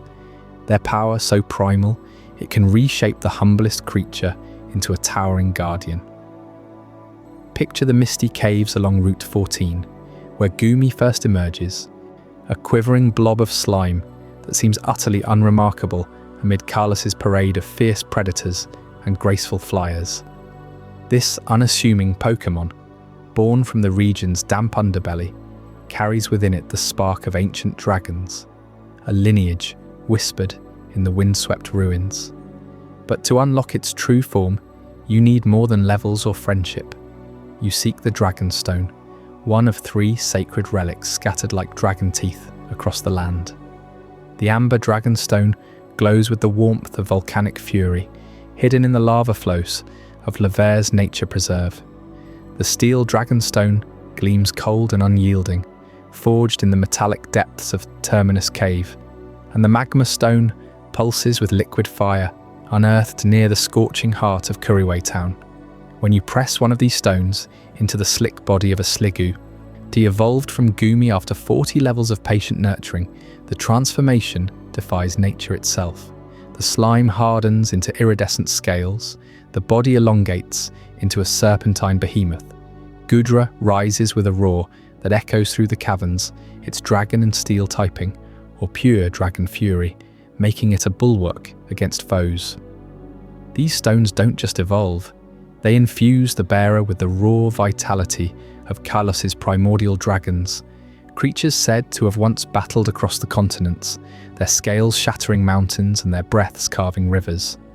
Goomy's line, fragile at first, embodies this duality, vulnerability masking cataclysmic potential, much like the region that birthed it. Yet these stones are no mere evolutionary tools. They are echoes of Kalos' bloodiest chapter, the War of the Stones. 1,000 years before recorded history, 2 kingdoms clashed in endless fury, their armies bolstered by legions of Pokémon, dragons chief among them. Amid the carnage, a grieving king named AZ forged the ultimate weapon, a colossal cannon fueled not by gunpowder or steel, but by the very life energy of countless Pokémon. He harvested their essences, binding souls into crystalline amplifiers, launching a beam that ended the war in an instant, yet doomed the world to eternal imbalance. Xerneas granted life, Yveltal drained it, and the dragons? Their remnants crystallized into the Dragonstones, shards of life force too resilient to fully consume. now pulsing with stolen vitality. Hold one and you feel it, a faint tremor like heartbeats trapped in amber, urging evolution as if reclaiming what was lost. This connection runs deeper still, threading through Kalas's hidden sanctuaries. Venture to Anastar City at dusk, where the colossal sundial towers over the plaza, its crystal face larger than a stadium, crafted from a single flawless quartz that captures sunlight and bends it into prophecies. Locals swear it reveals glimpses of tomorrow, a storm on the horizon, a rival's approach, even the fall of stars. But peel back the tourist tales and you uncover its true origin, not of human hands, but fallen from the heavens during the ancient war. Legends murmur of extraterrestrial resonance, the sundial humming in sync with meteorites that plummeted during AZ's cataclysm. Fragments akin to those birthing Deoxys in far-off Hoenn or Clefairy's moonlit dances. Professor Sycamore's notes, buried in Lumios archives, hint at quartz attunement to cosmic frequencies, the sundial acting as a beacon that once guided dragonflights through dimensional rifts. During the war, as the ultimate weapon charged, its life-draining field warped the skies, pulling celestial debris earthward. One such meteor embedded itself beneath Anastar, its otherworldly energy fusing with the Dragonstone's draconic aura. Gudra evolutions, triggered near the sundial, often glow brighter, scales etched with star maps, as if the stones remember their stellar birth. Trainers report visions while holding them under the dial's gaze, serpents coiling around cannon barrels, dragons sacrificing scales to shield the innocent. These aren't flights of fancy. Seismic scans reveal cavities beneath the city, veined with the same mineral as the stones, suggesting a network of underground layers where surviving dragons slumbered, their shed remnants forming the evolutionary catalysts we cherish today. The Kalos War's shadow lingers in every Gudra's protective embrace, its gooey arms now armoured fortresses, echoing the dragons that shielded villages from energy beams that vaporized armies. As Zeg himself, rendered immortal by the weapon's backlash, wandered for 3,000 years, his Flet the sole survivor of that harvest. A poignant reminder that these stones hold not just power, but grief. Scattered post-cataclysm, they resurfaced in caves warped by residual energy, waiting for Gumi's kin to inherit the mantle. In battles, a Gudra, empowered by its stone, unleashes Dragon Pulse with the force of ancient roars, shells cracking like the earth during those final volleys. But why Gumi specifically? This slime dweller thrives in Kalas's perpetual rains, a byproduct of Eviltal's lingering blight disrupting weather patterns. Gumi absorbs ambient life moisture, mirroring how the ultimate weapon siphoned vitality. The Dragonstone completes the cycle, transmuting weakness into strength. Rare spawns in rainy caves hint at this. Mega-evolved forms in fan theories, or hidden Mega Gudra whispers in code dives of the games. The stone's scarcity, only one of each per playthrough, regenerating via post-game mysteries, mirrors their lore rarity, forcing seekers to brave war-scarred wilds. As the sundial's light fades each night, casting long shadows over Anastar's psychic gym, it pulses faintly with those extraterrestrial echoes, a silent vow that Kalas's dragons endure. These relics bridge earth and stars, these war and peace, slime and sovereign, and that cosmic thread pulls us onward to the ocean's abyss where sunken civilizations forged slates that revert legends to primal fury. Chapter 13, Primal Reversion and the Sunken Slates, awaits to reveal how Hoenn's depths hold the key to unleashing raw prehistoric might as the echoes of Kalas's ancient wars fade, where Dragonstones channeled the raw pulse of life into weapons of unimaginable destruction. We turn our gaze to the vast, churning oceans of Hoenn. There, beneath layers of coral-crusted silence, lie relics that whisper of a time when the world itself was moulded by colossal hands, or rather, claws and fins, In the remade skies of Omega Ruby and Alpha Sapphire, explorers like you stumble upon fragments of a forgotten epoch. He's scattered across Hoenn's wildest reaches, from the shadowed crevices of Seamoville's rusting hulls to the abyssal trenches of Route 132. These 12 stone slates emerge like ghosts from the deep. Each one gleams with an elemental fury. The flame slate pulsing with volcanic heat, the splash slate dripping with primordial brine, the mind slate etched in psychic runes that hum with lost thoughts. They're not mere trinkets, they're keys to unlocking the primal fury of the super ancient Pokémon. Picture the moment you first heft one in your palm. Its weight feels alive, thrumming against your skin as if the Earth's core beats within. These slates, born from the primal age, harken back to Hoenn's genesis, when continents rose and seas swallowed lands in endless strife. Groudon, the mainland colossus, and Kyogre, the ocean sovereign, clashed not as legends of today, but as titans who shaped the planet's very geography. Their battles cracked mountains, flooded valleys, and birthed the supercontinent that would one day fracture into the Hoenn we roam. But time erodes even gods. Dormant for eons, these behemoths slumbered, their forms diminished, waiting for the slates to awaken what slumber had stolen. Hold a slate aloft in battle and witness the reversion. For Groudon, the red orb alone stirs its heart, but pair it with the appropriate slate, say, the earth slate heavy with tectonic might, and the ground quakes. Crimson energy erupts, encasing the beast in a shell of molten magma. Its hide hardens into delta patterns, fins sprout like armoured sails, and its eyes blaze with the sun's unfiltered wrath. Primal Groudon rises, unleashing desolate land, a drought so intense that rain evaporates before it falls, turning the battlefield into a scorched wasteland where life withers under solar flares. Kyogre's transformation mirrors this primal surge, but inverted. Infused with the blue orb, and a slate like the water slate, slick with the essence of endless tides, its body swells with azure power. Bioluminescent veins pulse across blue-black scales, fins elongate into sweeping wings of water, and from its maw bursts primordial sea, a deluge that drowns flames, swells rivers to oceans, and cloaks the sky in perpetual storm. These aren't evolutions, they're reclamations. The slates channel the ambient primal energy scattered across Hoenn since the ancient war, restoring the duo to their world-shaping glory.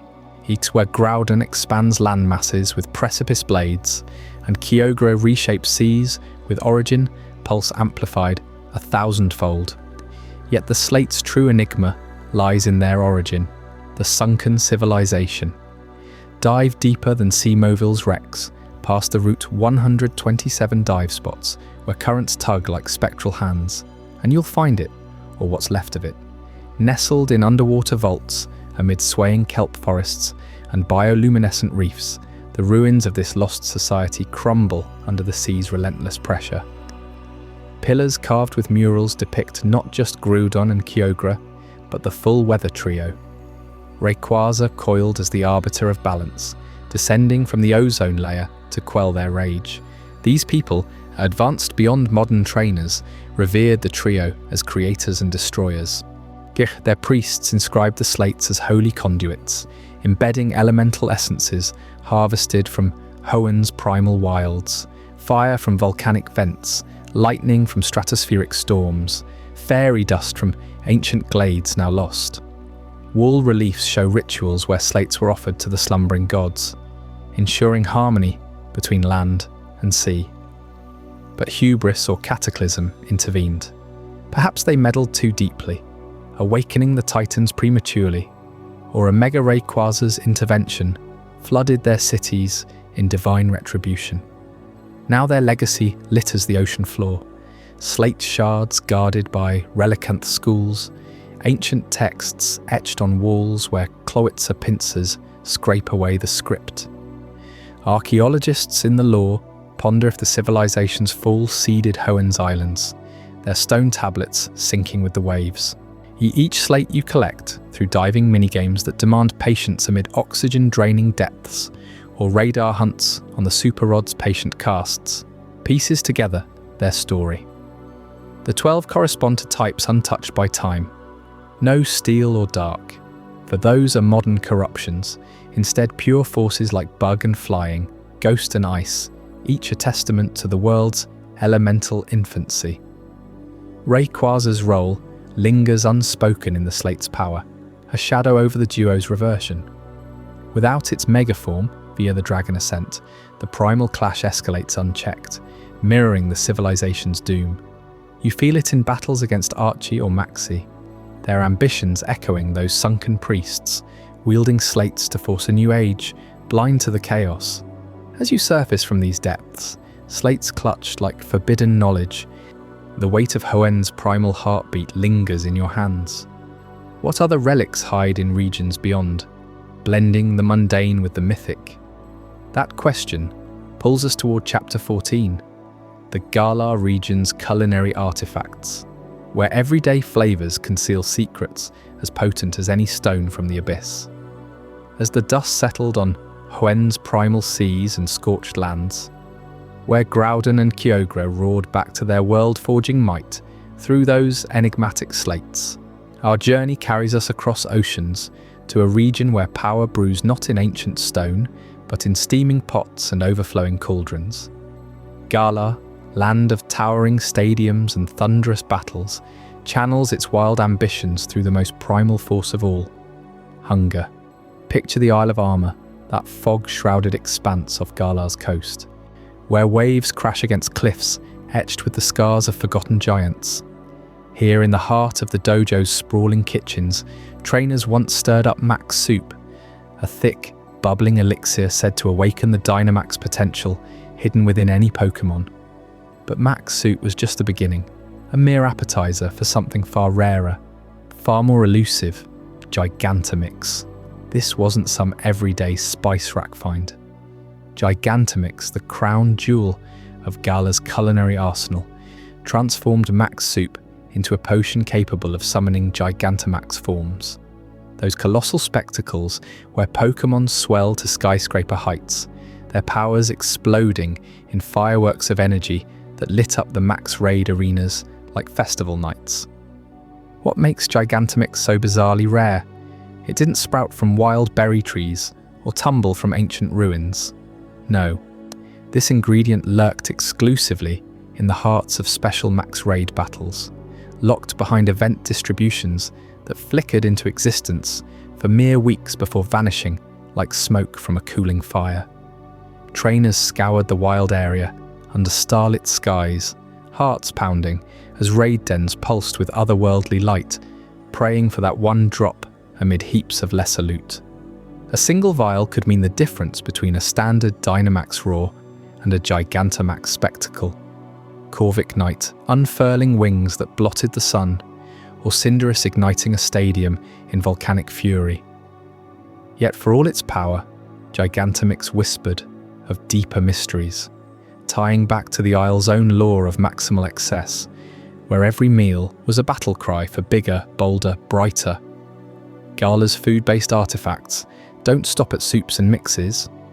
They permeate the region's very soul, mirroring its obsession with size and spectacle in every savoury bite. Think of the curry decks, that sprawling ledger of over 100 recipes, each demanding ingredients foraged from the wilds. Space corn from extraterrestrial fields, bob's egg from elusive nests, or fossilised herbs dusted from prehistoric digs. These weren't trivial side quests, they were rituals, evoking Galar's stadium culture, where battles ballooned to godlike scales. The piquant mix, rare as a championship trophy, boosted critical hits in raids, turning a Pokémon's meal into a weapon. Wind and roast, simmered from premium meats, healed wounds mid-battle, fueling endless encores under roaring crowds. Even the humble honey smeared on trees to lure rare swarms, echoed the land's gigantism, drawing forth hordes that could swarm like living tsunamis. This culinary fixation runs deeper than gameplay mechanics. It's woven into Galar's identity as a region of excess, where the average trainer dreams of Pokémon that dwarf mountains, flavors that overwhelm the senses, and crowds that shake the earth. The Max lure, another elusive gem, summoned raids teeming with oversized foes, its recipe guarded like a champion's belt.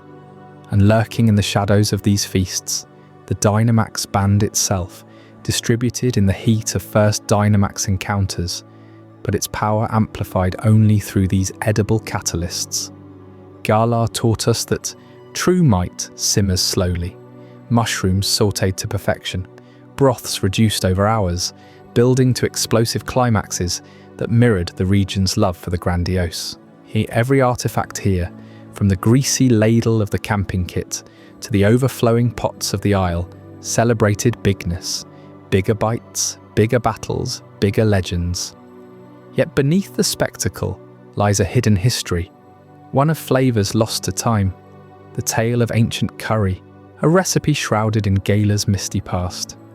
Legends murmur of it in the taverns of Circhester, where elders by flickering hearths speak of a curry forged in the era before stadiums rose, when Galar's wilds teemed with proto-Dynamax beasts. This wasn't your standard kettle stir. Ancient curry demanded ingredients now vanished from the earth. Jiggerberries, plump orbs the size of fists harvested from cliffs where early Gigantamax phenomena scarred the stone. Void spice, a fiery root pulled from distortion world rifts that briefly pierced Galar's skies. And the elusive Titan broth, ain distilled from the sweat of colossi that roamed before humans tamed the land. Scholars pore over fragmented murals in the Isle of Armor's deepest caves, depicting robed figures around cauldrons ringed by enormous Pokémon silhouettes, steam rising like summoning portals. This curry, they say, was the precursor to Max Soup, an elixir that didn't just enlarge, it resonated with the terrestrial veins beneath Galar's soil, those crystalline networks fueling Dynamax energy. But calamity struck, a great feast gone awry, where overzealous mixing unleashed rampaging giants, burying recipes under avalanches of rubble. Gigantamix in this light emerges as a faint echo, its event-locked rarity a safeguard against repeating that ancient folly. Fragments survive in modern curries, the smoky Herba Mystica, ultra-rare drops from Titan Pokémon, carrying whispers of that primordial heat, but the full ancient curry lost, its ingredients eroded by centuries, leaving only tales to tantalize the tongue. As we savor these flavors of forgotten power, our path winds toward even stranger relics from Kitakami's haunted teaware, where cracked pots hold spirits far hungrier than any curry could sate. While Galar's kitchens boiled over with ambitions of colossal feasts, far away in the shadowed valleys of Kitakami, the true treasures simmer from simpler vessels, cracked and chipped pots that have steeped in silence for centuries, guardians of a haunted brew. You can almost hear the faint clink of porcelain echoing through the fog-shrouded ridges of Kitakami, where these unassuming teawares aren't just relics of daily ritual, but vessels pulsing with forgotten grudges. The cracked pot and the chipped pot, unearthed from the region's deepest dig sites after the Blueberry Academy's grand revels have faded, carry the weight of Kitakami's oldest folklore. Legends whisper that these pots once graced the humblest tea houses, where weary travellers sought solace in steaming matcha under lantern light, but neglect them for 100 years, and they stir, transformed by the very essence of abandonment into something far more sinister. Picture the steam rising not from fresh leaves, but from the restless spirits bound within. Poltergeist, that mischievous wisp of animated tea leaves, finds its destiny in these pots. Drop it into the cracked pot, and it emerges as Sinistra, a spectral Pokémon whose porcelain face hides a vengeful glare, its body a swirling vortex of cursed leaves that can ensnare foes in Matcha Gotchagoka form. Yet the chipped pot demands more, a masterpiece among the marred, yielding the Poltergeist masterpiece evolution, where the tea thickens into a deceptive calm before unleashing hypnotic fury. These aren't mere evolutions, they're rebirths, the pots acting as crucibles that fuse the Pokémon's playful malice with the anguish of discarded domestic life. This fusion draws straight from the heart of Japanese tradition, where the Shanoyu tea ceremony elevated everyday ceramics to sacred art.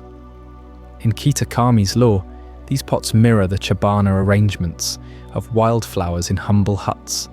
Their imperfections, cracks spiderwebbing like autumn veins, chips gnawed by time, celebrated as wabi-sabi, the beauty in transience. But cross that threshold of a century, and folklore intervenes. Tsukumogami, the animated souls of tools left too long in the dark. Ancient scrolls from Japan's Heian period describe komoda and kakefuton taking vengeful form.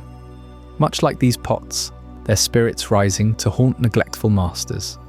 Sinistra embodies this perfectly, a teapot yokai gliding through misty nights, pouring not refreshment but retribution, its leaves curling like spectral fingers around those who forgot to cherish the mundane. Feel the chill of that duality as you sift through Kitakami's earthen layers, spade in hand under a perpetual twilight sky. The pot's rarity bites deep. Post-game digs yield them sparingly, forcing you to comb forgotten shrines and avalanche-buried paths, each strike of dirt revealing shards that might promise power or crumble to dust. And here's where the true terror brews, not in ghosts, but in deception. Distinguishing a genuine masterpiece pot from a cunning counterfeit demands an artisan's eye, honed by generations.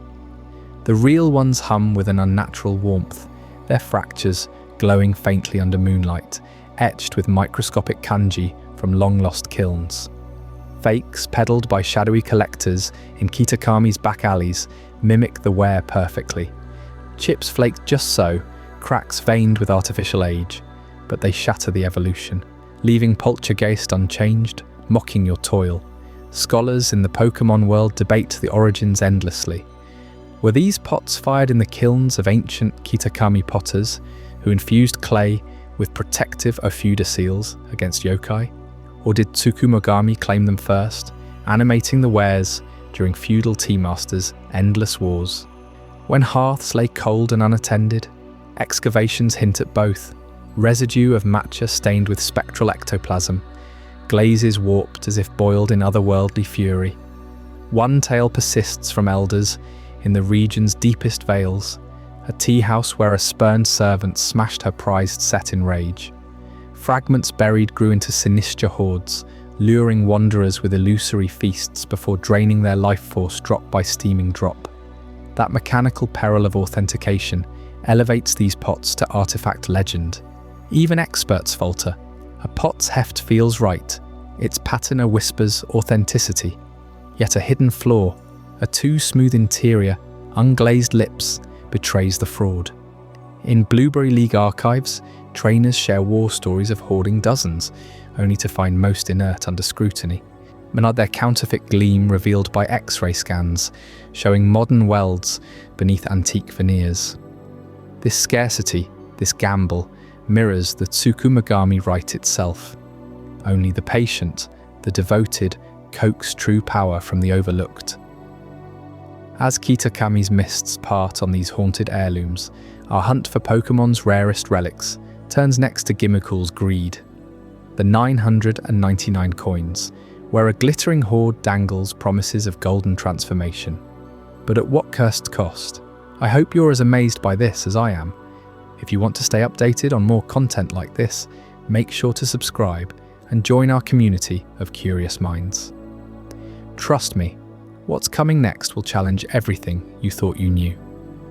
From the shadowed hearths of Kitakami, where cracked pots stir with the restless souls of forgotten Tsukumogami, our path winds southward to Paldea's sun-baked expanses, where greed takes a glittering form. Here, a peculiar ghost lurks in the ruins, its tiny chest brimming with the promise of untold riches. A Pokémon called Gimmighoul, forever chasing the gleam of gold. Picture those weathered stone altars dotting Paldea's cliffs and canyons, places where the wind carries faint clinks, like distant laughter. Gimmighoul perches there, its roaming form a sly wanderer with glowing red eyes peering from a coin-filled box, vanishing the moment you draw near. But track it down in battle, and it drops a single Gimmighoul coin, heavy and warm in your palm, etched with ancient motifs that whisper of empires long crumbled. Collect 999 of them, and that humble chest transforms, evolving into Gholdengo, the towering golden sovereign draped in chains of molten wealth, its body a living treasury radiating otherworldly power. This isn't mere pocket change, it's the heart of a legend rooted deep in Paldea's soil. Tales passed among the region's elders speak of a bygone Gholdengo that ruled as a spectral banker, amassing a hoard from the Paldean Empire's golden age. When calamity struck, perhaps the same cataclysm that birthed the paradox Pokémon, this guardian scattered its fortune across the land, each coin a breadcrumb leading the worthy to reunion.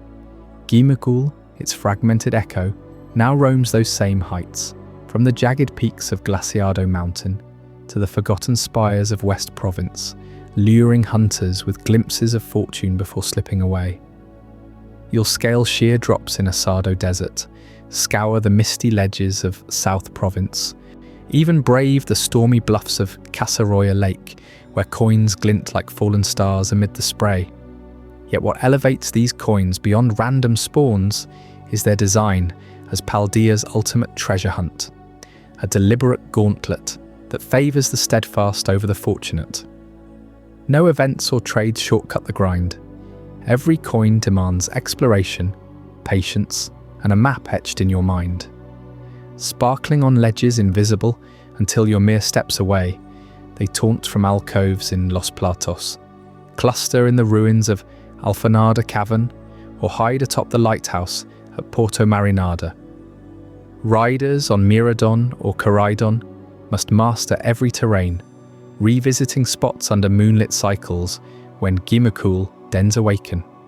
It's a pursuit that mirrors real-world relic hunts, where persistence unearths history's secrets, turning the open world into a living puzzle. One coin might tumble from a chest-formed Gimmighoul tucked in Medali's library nooks. Another rewards a midnight vigil on Zapapico's ridges. 999, the number itself a nod to excess, forcing you to chart every province, every crevice, until your bag overflows with gleaming proof of your resolve. Deeper still, these coins tether to Paldea's ancient tax systems, echoes of an empire that once spanned from Mesagoza's grand arena to the salt flats of Alva.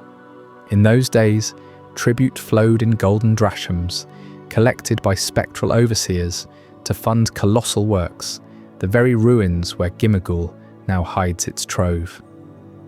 Historians liken it to Iberia's medieval coinage hoards, buried against invaders, resurfacing as cursed treasures. Gholdengo embodies that fiscal ghost, and Make It Rain attacks summoning coin barrages. Its ability. Good as gold, nullifying status woes like an untouchable vault. The Paldean Empire, with its layered provinces and tithes funneled through citadels, minted such wealth to sustain legions and legends alike.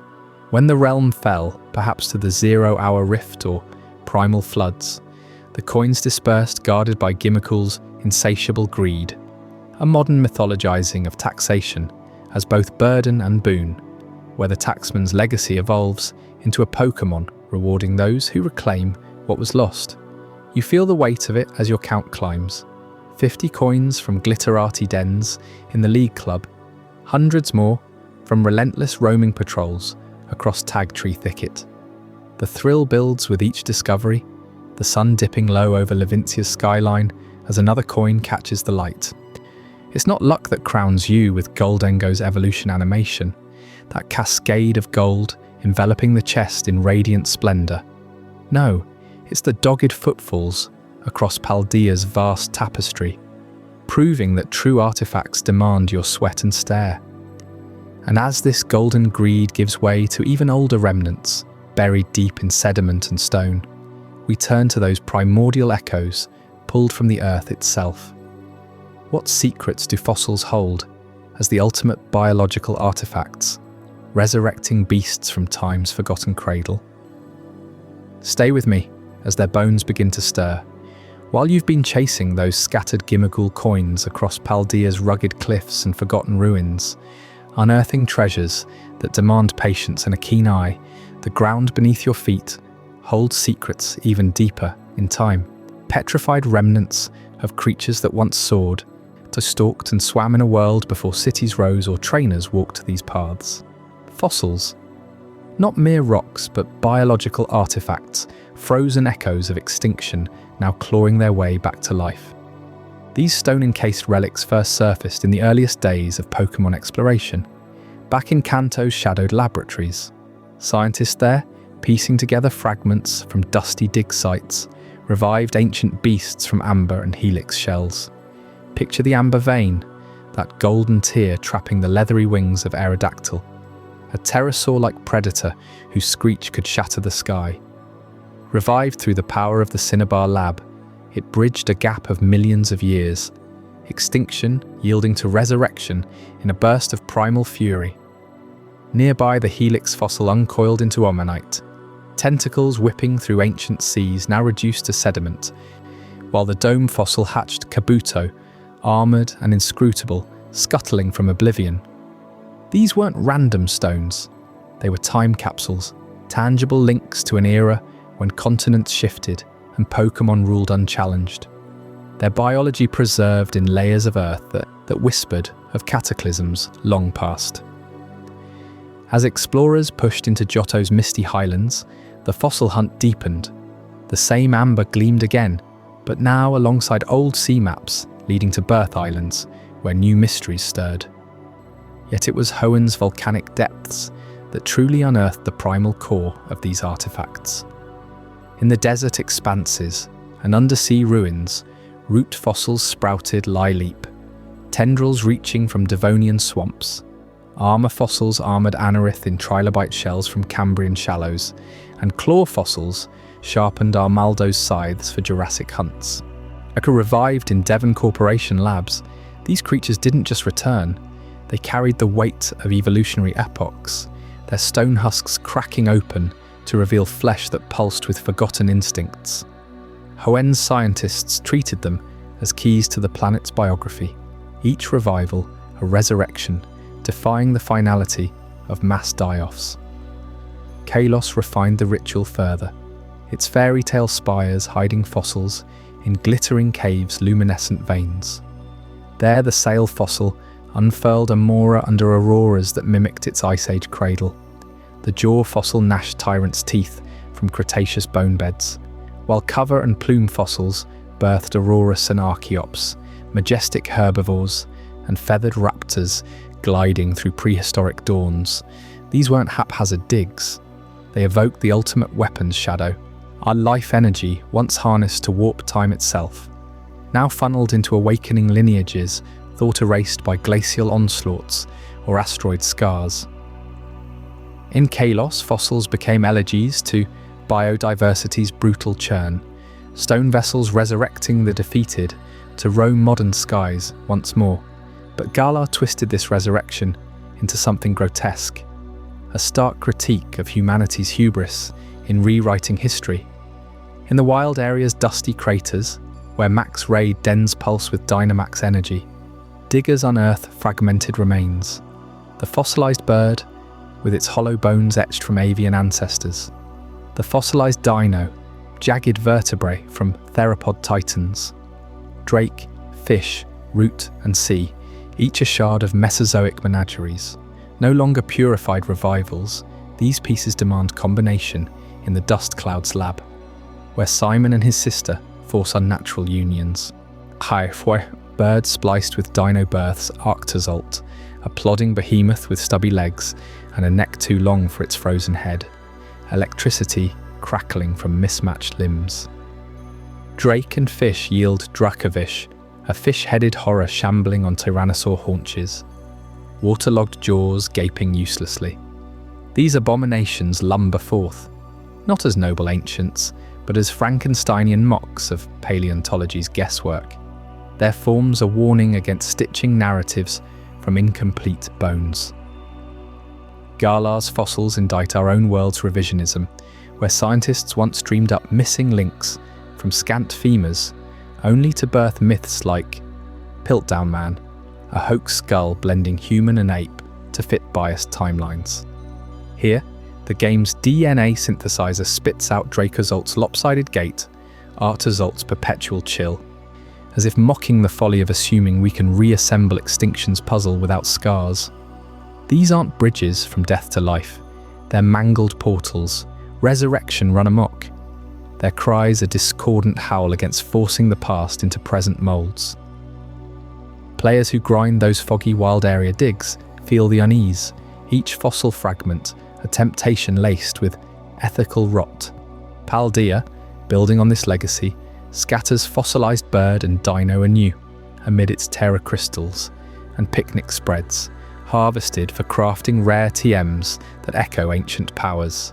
Digging in Area Zero's cratered depths or Asado desert sands, you pry loose these relics alongside herbs and stardust, turning them into moves like Ancient Power or Jaw Lock, abilities that summon boulders from eons ago or clamp foes in prehistoric vice.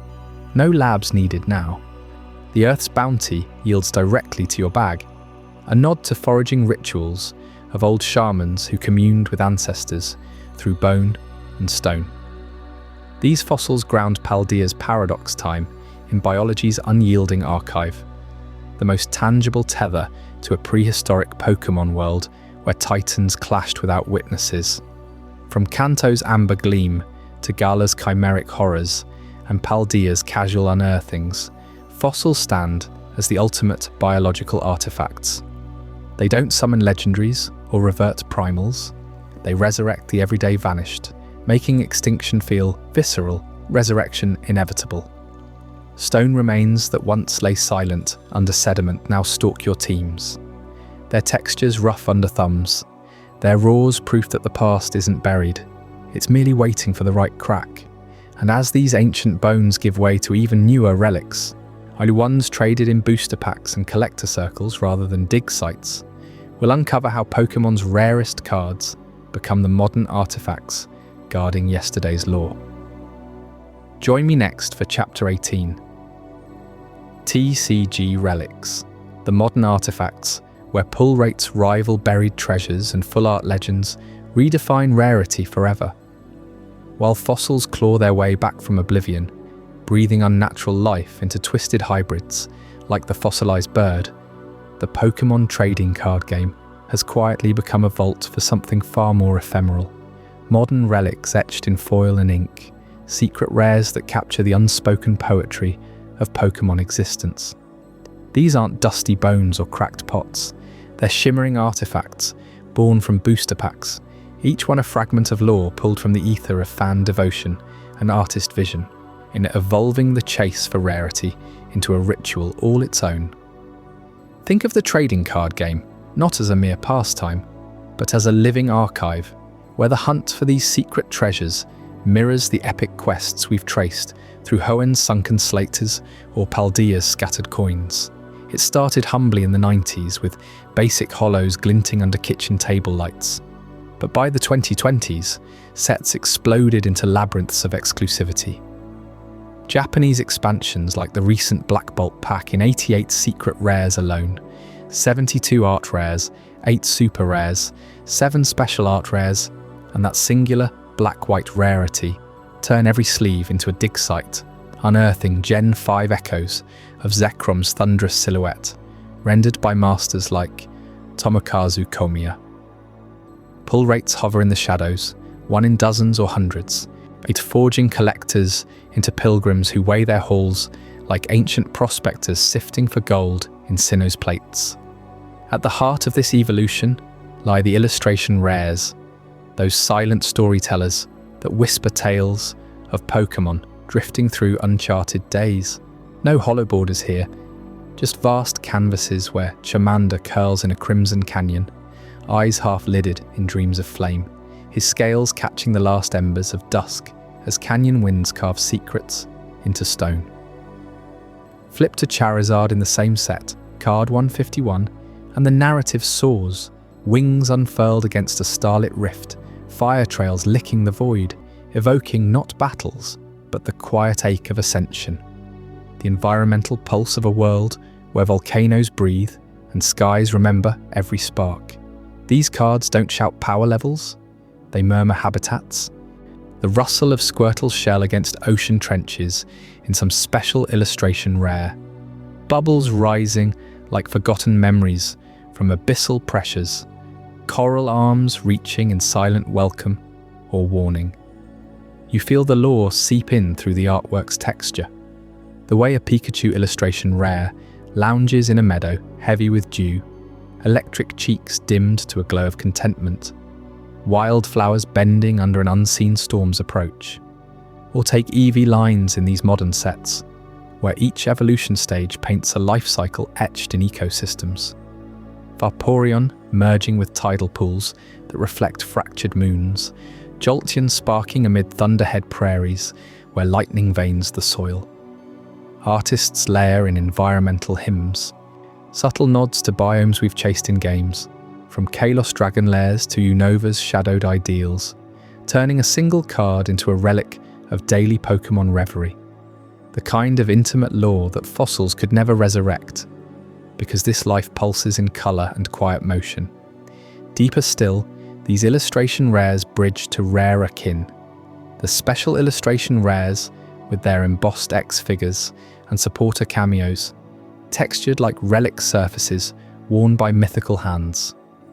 Ultra rares bring full art sheen to Pokémon X, simpler yet potent, while hyper rares gild trainers and energies in impossible gold.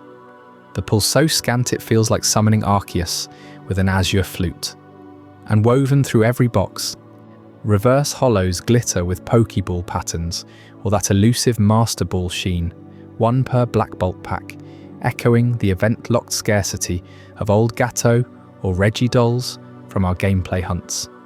But nothing crowns this repository like the God Pack, the modern miracle that sends ripples through collector circles like sacred ash reviving a fallen phoenix. Crack open a booster from Scarlet and Violet 151, or its kin, and in that 1 in a million dawn, every slot ignites. Full evolution lines gleaming in illustration rare splendor. Charmander dreaming in canyons, Charmeleon scaling obsidian spires, Charizard conquering storm-swept peaks, or Squirtle plumbing coral cathedrals, Wartortle gliding through kelp labyrinths, Blastoise commanding abyssal fortresses. It's not luck, it's legend made manifest.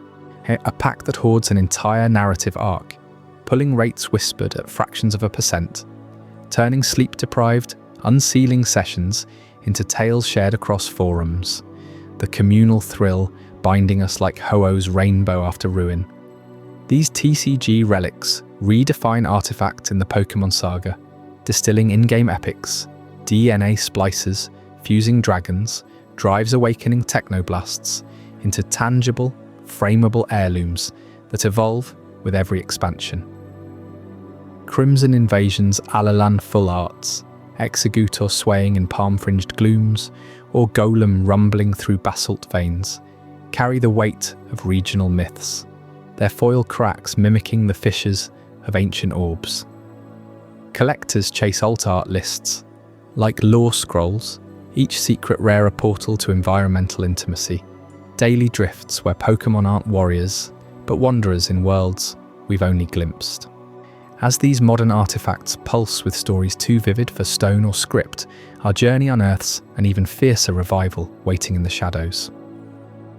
Tune in tomorrow night for Chapter 19, The Black Bolt and the Gen Fee Revival, where thunder cracks open a set that resurrects forgotten dragons in ways that'll leave you chasing pulls till dawn.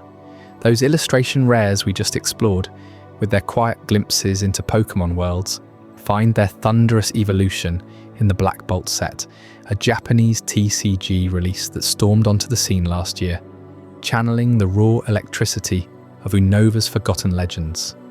This isn't just another booster pack drop, it's a full-throated revival of Generation 5, where every card pulses with the artifacts that once bound dragons to human ambition. Picture Zekrom's turbine roaring to life again, not as a distant myth, but etched in foil and ink, pulling collectors into the same primal hunt that defined Black and White. Unova's artifacts always carried that edge of duality, light and shadow, ideals crashing against truth. The DNA splicers, those twisted metal relics that fused Kyurem with Zekrom or Reshiram to birth the Black and White dragons of ultimate power. Or the Darkstone, whispering evolution to Zorok from the shadows of Castelia City. Even the drives, those technological echoes mimicking legendary blasts handed out in the post-game haze of a region split by civil war. Black Bolt doesn't just reprint these, it reimagines them as a gallery of 88 secret rares, 72 art rares alone, each one a physical echo of Unova's fractured lore. The set's boosters brim with Gen 5 icons, Zekrom dominating the spotlight, its bolts crackling across full Art-X cards that feel alive under your fingers, textured like storm-scarred obsidian. But the true lightning strike comes from artist Tomokazu Komiya, whose brush captures Zekrom not as a noble guardian, but as a force of untamed fury. His special art, Rare Zekrom, looms massive against a fractured sky, turbines spinning wild amid blackened clouds that swirl like the distortion world's own chaos. You can almost hear the thunder, raw, primal, the dragon's red eyes piercing through sheets of rain, scales etched with the wear of ancient battles. Komiya strips away the heroic gloss. This Zekrom is the embodiment of Unova's dark half, the bolt that shattered the original dragon and forged a world of conflict. His lines are jagged, deliberate, evoking the ink washes of traditional sumii, but supercharged with digital fury, every droplet of water a testament to the beast's unyielding power. Collectors chase this card not for resale hype, but because it feels like holding a shard of that DNA splicer yourself, a conduit to the primal energy that once tore regions apart. What elevates these special art rares to the pinnacle of desirability, turning them into the most coveted physical artifacts in the real world today? Pull rates hover around 1 in every few boxes, rarer than azure flutes in a diamond cartridge, but it's the artistry that seals the obsession. Unlike standard illustration rares with their serene daily tales, special art rares demand narrative weight. Komiya's Zekrom isn't picnicking, it's rampaging through a mythos where heroes wield ideals like weapons. These cards arrive textured, holographic edges shimmering like lustrous orbs under light. And in Black Bolt, the 8 super rares and 7 special art rares form a pantheon that mirrors Unova's trio of truths. Open a box and that single reverse holo might glitter with a Pokeball pattern, but the real treasures hide deeper, pulling rates so slim they echo the one-time sacred ash from Ho-Oh's defeat. Fans rip hundreds of packs in marathon sessions, the crinkle of wrappers, a modern ritual akin to digging for cracked pots in Kitakami's haunted earth. This Gen 5 revival hits harder because Unova's lore was always about revival itself. Ancient kings splitting a single dragon, artifacts like the Lightstone pulsing with dormant light until ideals awakened them anew. Black Bolt mirrors that cycle, breathing life into relics we'd half forgotten amid Paldea's fossils and Gala's soups. Komiya's work stands out amid the set's roster. His other pieces, like the shadowed Reshiram counterpart, layer steam and embers in ways that make you lean closer, tracing the interplay of fire and bolt as if decoding the plates of Arceus. No wonder these cards command thousands on secondary markets. Their scarcity blends with storytelling, making each pull a personal legend, a tangible piece of Pokémon history you can hold while the game's digital echoes fade. Yet amid Black Bolt's storm, those reverse holo patterns tease an even greater enigma, the kind that captures legends without a single toss. The Master Ball pattern awaits in our next chapter, where one design rules them all. As the thunderous silhouette of Zekrom fades from Tomokazu Komiya's canvas in the Black Bolt set, your eyes might catch a subtler gleam amid the Unova relics. A purple sphere, etched in holographic splendor, hovering like a forbidden promise. This is the Master Ball pattern, one reverse hollow per box, a whisper of human hubris tucked into the frenzy of secret rares. It's no mere backdrop. It's the quiet emperor of control, born not from ancient myths or divine forges, but from the sterile labs of Sylph Company, where ambition dared to chain the wildest hearts of the Pokémon world. Picture the shadowed corridors of Saffron City in the late 70s, or rather, the frozen moment of Red and Green's Kanto saga, Sylph Company. Towers there, a monolith of glass and steel, churning out Pokeballs by the millions, the red and white spheres that tame beasts for badges and battles. But deep in their R&D vaults, engineers chased a singularity, a ball that wouldn't fail, wouldn't falter against the fury of a raging Tyranitar or the ethereal dodge of a Mewtwo. They succeeded, or so they thought, with the Master Ball, deep violet, veined with silver circuitry, compressing any Pokémon into submission at a rate of 100%. No weakening needed, no great or ultra prefixes, just pure mechanical inevitability. This wasn't evolution, it was conquest. Sylph poured fortunes into it, prototyping casings from rare alloys sourced from Mount. Moon's depths, infusing them with proprietary capture styler tech that bypassed a Pokémon's primal instincts. Leaks from the era, pieced together from dev notes and fan excavations, hint at field tests on wild legendaries. Imagine a lone Sylph operative in the Seafoam Islands, hurling that purple orb at Articuno's icy gales. It snaps shut, flawless, the bird's cry muffled into digital silence, or in the power plant against Zapdos's storm, success again. Sylph Brass dreamed of arming every trainer, every gym leader, every Elite Four with these. Mass production lines hummed in secret, blueprints stamped for global rollout by 1980.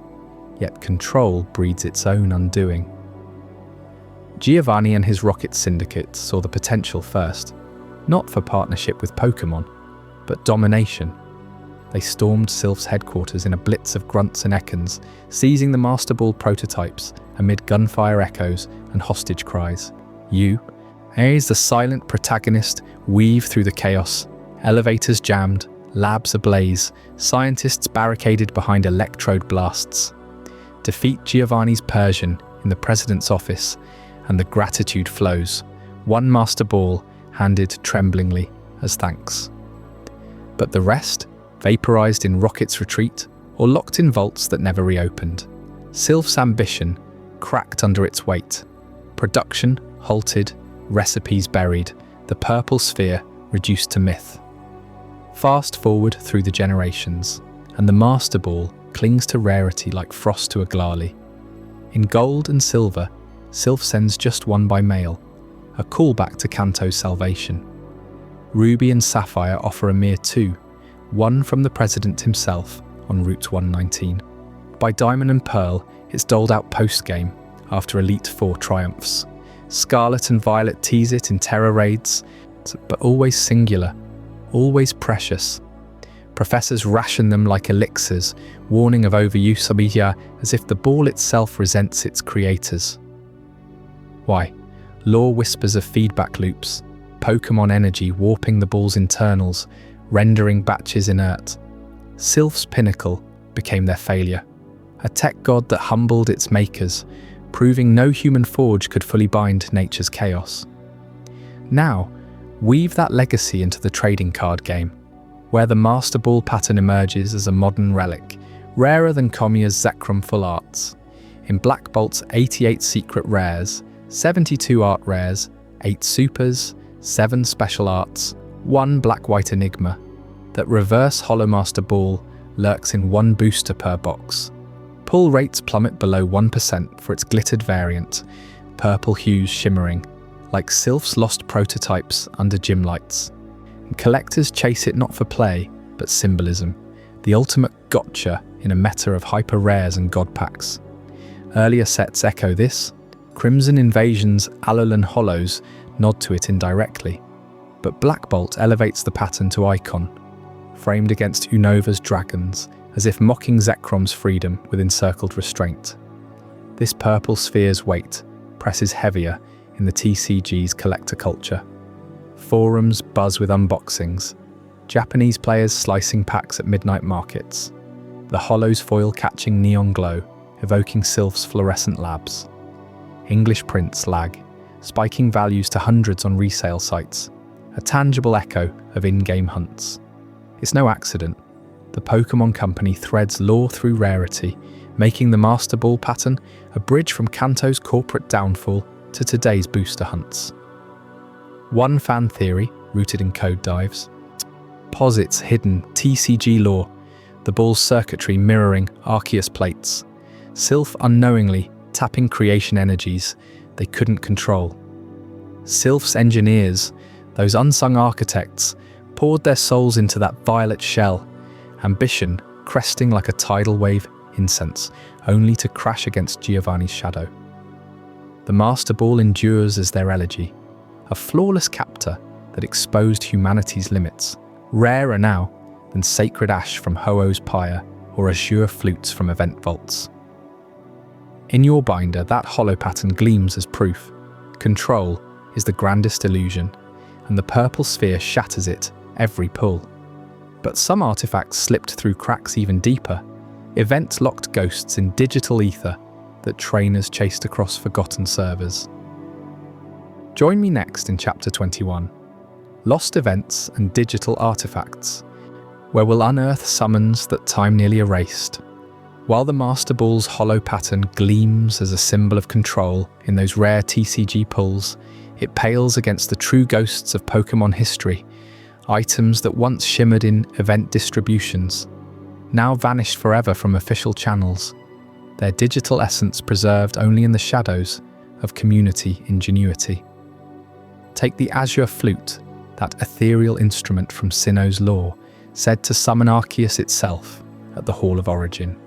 Back in the Diamond, Pearl and Platinum days of 2006 to 2008, Nintendo handed it out through mystery gift events at specific stores or Wi-Fi broadcasts. Players queued in real-world locations, hearts pounding as the download completed, unlocking a pilgrimage to Spear Pillar's Peak, where the flute's haunting melody pierced the storm clouds, calling forth the creator, Pokémon, in a cascade of golden light. But those events ended abruptly. Wi-Fi services for those games shuttered years ago, leaving the flute unobtainable through any legitimate path today. You can't buy it, trade for it officially, or stumble upon it in-game.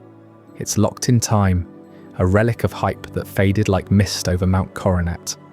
Or consider the Regidolls from Ruby, Sapphire and Emerald, those quirky secret base decorations depicting the ancient Golem Guardians, Regirock, Regisa and Registeel.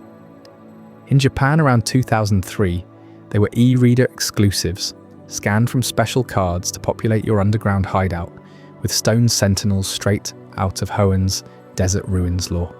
Our Western players never got them officially, resorting to mixing saves from Japanese cartridges, a tedious ritual of hardware swaps and data transfers that felt like unearthing forbidden relics yourself. Emerald's Battle Pyramid dangled sacred ash as another tease, Ho-Oh's purifying remains, tied to the Tin Tower's Phoenix rebirth myth. But grinding the AI there meant hours of frustration, and even then, it echoed Gen 2's one-time Ho-Oh capture yield from gold and silver in 1999. These weren't just items, they wove into the fabric of Pokémon's ancient narratives. The Clear Bell in Heart Gold and Soul Silver, echoing Johto's Rainbow Guardian legend, rang out to summon Ho-Oh over the Bell Tower's ruins, but only if you had the event version. Regular gameplay offered a pale substitute.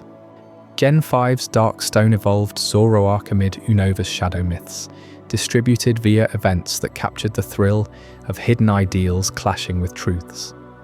DNA splicers fused Kyurem with Zekrom or Reshiram into black and white Kyurem, artifacts pulsing with dragon lore from 2010's Black and White, now echoes in save files long dormant. Even newer scars mark the timeline. Sword and Shields, curry ingredient Gigantomix from Isle of Armor raids in 2019, locked to discontinued events, or Scarlet and Violet's cracked and chipped pots in 2022, unearthing Sinistra from Kitakami's tea folklore, but limited by fickle dig site yields. What happens when the servers go dark? The Pokémon world doesn't forget.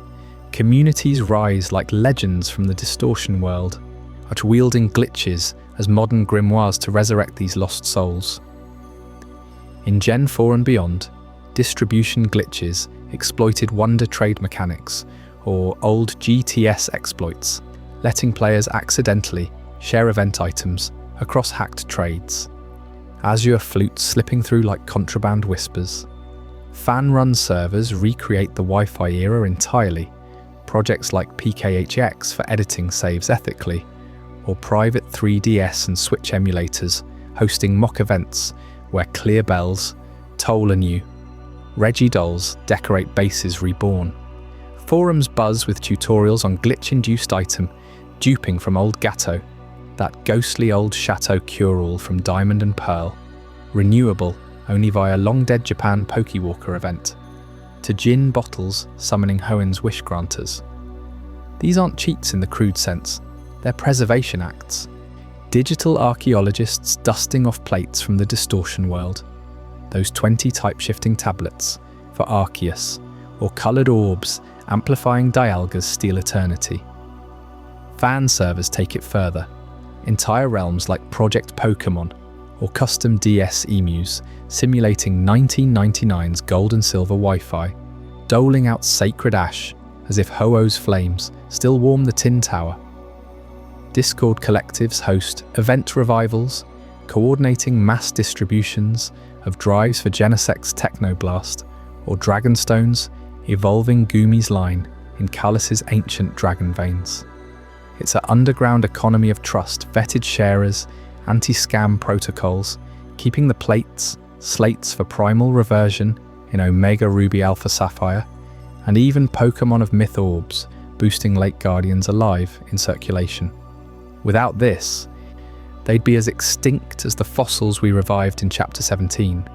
This scarcity births myths. Event-locked items command mythical status, their value skyrocketing in secondary markets that mirror real-world antiquities. An Azure flute trades for stacks of shinies or hacked legendaries on underground forums. Its Hall of Origin summon a badge of elder status, proof you've danced with Arceus when the world could. Regidolls fetch premiums among base decorators, evoking Golem Guardians frozen in time. Old Gato, that one-time Chateau ghost drop, becomes a status symbol for purists grinding legacy cartridges. Gigantomix raids echo in player lore as the curry that got away, fueling tales of max raids that never returned. Even TCG parallels amplify it, those secret rares from Black Bolt, with 88 hidden gems tying to Unova artifacts like DNA splicers pull mythical hype, but in-game losses cut deeper, their lore severed from new generations. Players hoard them like dragonfire, screenshots of inventories glowing with lustrous globes or griseous orbs, stories of narrow escapes from ban waves during glitch eras. The secondary market thrives on nostalgia's edge. Japanese auctions for event cartridges, Reddit trades veiled in code, where a legitimate Azure flute outshines any bred shiny. It's not greed, it's legacy. These artifacts, once Nintendo's gifts, now community heirlooms. Their glitch origins romanticized as heroic flaws in the Matrix. Rarity elevates them to legend, whispered in speedrun chats, idolized in shiny hunter discords, transforming code into culture. And yet this dance with the digital undead raises whispers of what endures beyond events. As we trace these lost threads, they pull us toward the bedrock of Pokémon's antiquity. The items whose legacies span not just servers, but eras untouched by Wi-Fi's flicker. Join me next for Chapter 22, the legacy of the ancient items, where we'll unearth the timeless forces that even events couldn't eclipse, and discover why some artifacts whisper secrets older than Sinnoh's creation itself. Even as fan servers flicker like distant stars, preserving those event-locked ghosts through clever glitches and communal will, the ancient items of Pokémon cast a longer shadow, one that stretches across every generation, etching their essence into the world's very bones. Consider the sacred ash from those early Johto days in gold and silver. In 1999, when Ho-Oh's rainbow wings first unfurled in legend. You hold it, this fine powder born from the Phoenix's rebirth at the Tin Tower, and it revives your fallen team in one purifying sweep. Not just a tool, but a whisper from the heavens, defining Johto's identity as a land of rainbows and ruins, where every burned-out battle echoes the cycle of destruction and renewal. That ash clings to your fingers like forgotten prayers, pulling you back to Bell Tower, winds howling through cracked stone. Then Hoenn arrives in ruby and sapphire, 2002, with the Jin's bottle unearthed from desert sands, its cork whispering wishes from brass and clay genies long sealed away. Shake it, and a force of nature bursts forth, summoning Regieleki or Regidrago in later echoes. But back then it was pure relic, tying Hoenn to primal oceans and buried empires.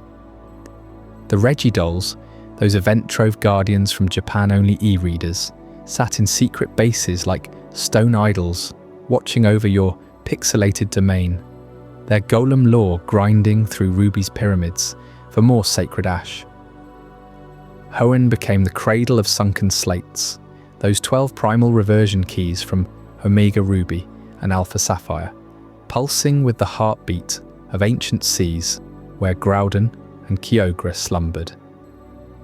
Sinnoh deepened the mythos in Diamond and Pearl 2006, where the Azure Flute's melody alone could call Arceus to the Hall of Origin, event exclusive and ethereal, a spear of sound piercing the creation veil.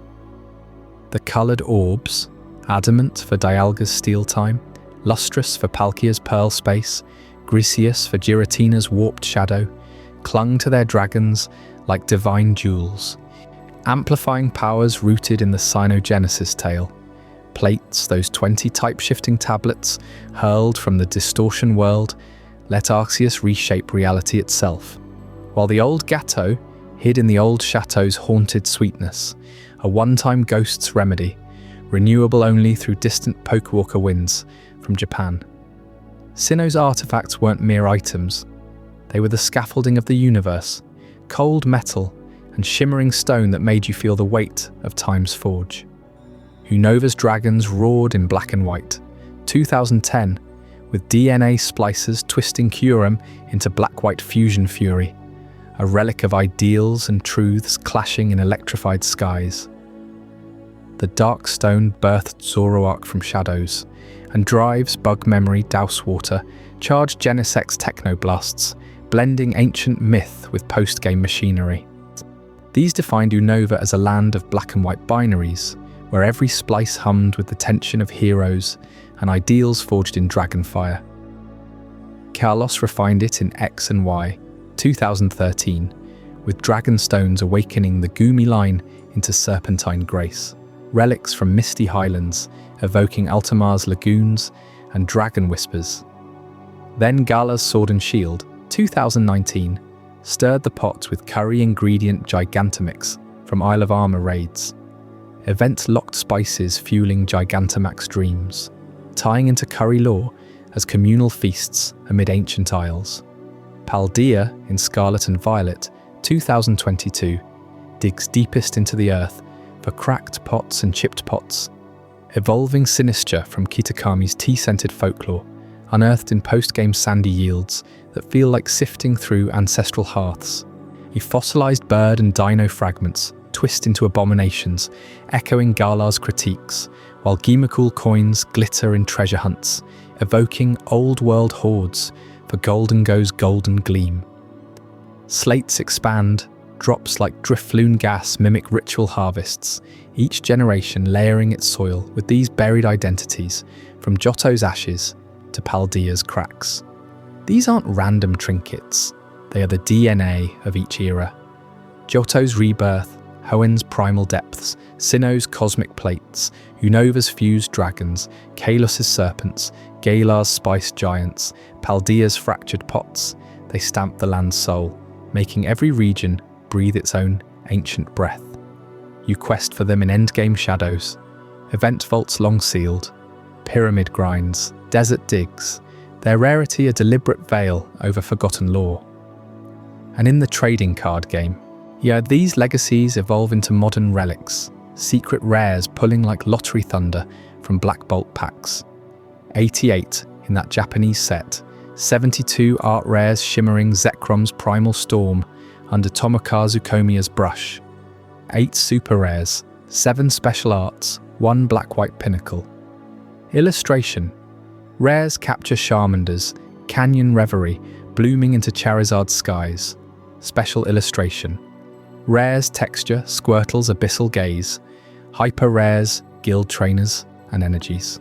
God packs spilling full Evo lines like buried hordes. Reverse hollows glitter with master ball patterns, 1 per box. Crimson Invasion's Alolan full arts, rooting exotics in island myths. The TCG mirrors the games, pull rates as punishing as old chateau halls, each foil a fragment of history traded in the digital agora. What draws us back night after night, ike to this lore for sleep? It's the meditation in the hunt, the slow unravelling of threads from 1999 to now. In a world drowning in digital plenty, endless remakes, infinite trades, server revivals, these artifacts resist. You can't print Sacred Ash endlessly. Azure flutes don't respawn. They demand patience. The diggers ache, the event's fleeting light, pulling you into a rhythm as steady as Lake Guardian's whispers or Arceus's plates humming in the void. It's sleep woven from history's dust, each rare find a lullaby of what was lost and reclaimed. We chase them still because they remind us abundance without rarity is noise. These items, game-locked or foil fleeting, tether us to the primordial, Ho-Oh's ash on the wind, Zekrom's thunder in card form, proving Pokemon's heart beats eternal in the scarce and sacred. As the legends settle into quiet, their legacy lingers, inviting one final gaze across the ages. What did you think of this journey? I'd love to hear your thoughts in the comments below. If this changed your perspective or taught you something new, consider subscribing for more mind-expanding content. And if you know someone who would find this as fascinating as you did, share it with them. These are the kind of conversations that matter.